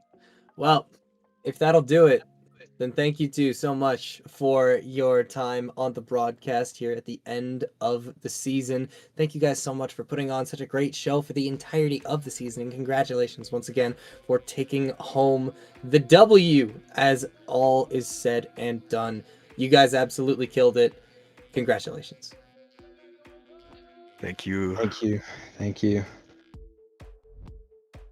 And on that note, everybody, Masters tier in Season 17 comes to a close. Shoes production crew come close, but they just can't get over the line. Unwoke Yaoi enthusiasts, they take it away 4-3 in our grand finals matchup. It was so much fun to cast this one. Like, oh my god, it's so funny because this whole season I've been cursed where every single one of my casts is a 3-0, a 3-0, a 3-0, a 3-0, a 3-0, a 3-1, a 3-0, a 3-0, and now I get a 7-map banger. It was a delight. It was so much fun.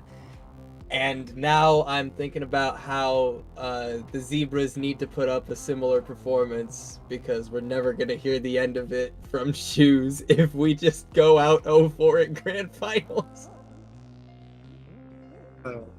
You and I have said it a bunch tonight, but I will say it again. Number one, shout out Luau. Shout out Luau. That's my goat. Shout out Rhino. Let's go. Much appreciated. Great job. Rhino, whoever. Job. Indeed. To the teams, thank you. Staff allowed me Indeed. here. And before... It was an honor and a privilege. Indeed. And before we wrap it all up, let's take one final look at this incredible playoff bracket that we got to witness here. Shoes production crew falling just short after a beautiful winner's run. Aura Fury landing in 3rd place overall after a phenomenal Map 5 upset over the Yaoi enthusiasts in winners round 3. Dire Triggers 4th, Cosmic Eclipse and UTD Zenith 5th, Jade Eagles and Blackout Eclipse rounding out your top 8. But Unwoke Yaoi enthusiasts closing it out in Season 17. I mean, what an incredible run from both of these two top teams. And I mean, we can't forget about Aura Fury. They went nuts in this playoff bracket. Having to play a round 1, they don't get a bye in round 1. They have to play 3 matches to even get to winners finals. And then they lose out in 3-1 fashion 2 more times. I mean, they played their hearts out, just barely missing out on grand finals. Absolutely phenomenal stuff to them. And I think we do also have a look at the schedule planned before we end here. Okay, I was unsure if that meant the schedule for today or future schedule, but yeah, Redeem Team, as a reminder, winning Latin America Console Open over Aura Farmers, and Unwoke Yaoi enthusiasts versus Shoes Production Crew being the series that you just got to bear witness to in 7 banger maps. And that is it. That's the end of the road for us here in the Masters tier in Season 17. Thank you all so much for watching this season. Thank you all so much for playing this season. We cannot wait for Season 18. So if you, like I said earlier, if you are watching this from home and you're thinking to yourself, damn, that looks fun. Guess what? It's open. It's free. Find a team, join the Discord, and join. Follow us on Twitter. Follow us on Twitter. Follow us Instagram. on everything.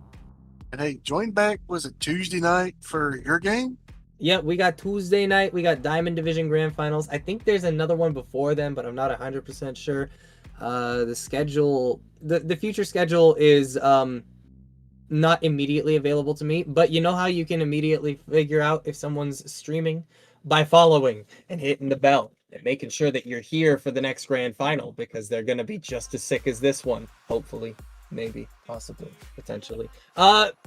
Regardless of all of that, it's been an honor casting CGL Season 17. I don't think I'm going to be on for another Grand Final here in Season 17, but CGL is wonderful, and I would have it no other way being a regular caster here these days. So I've been Gedster.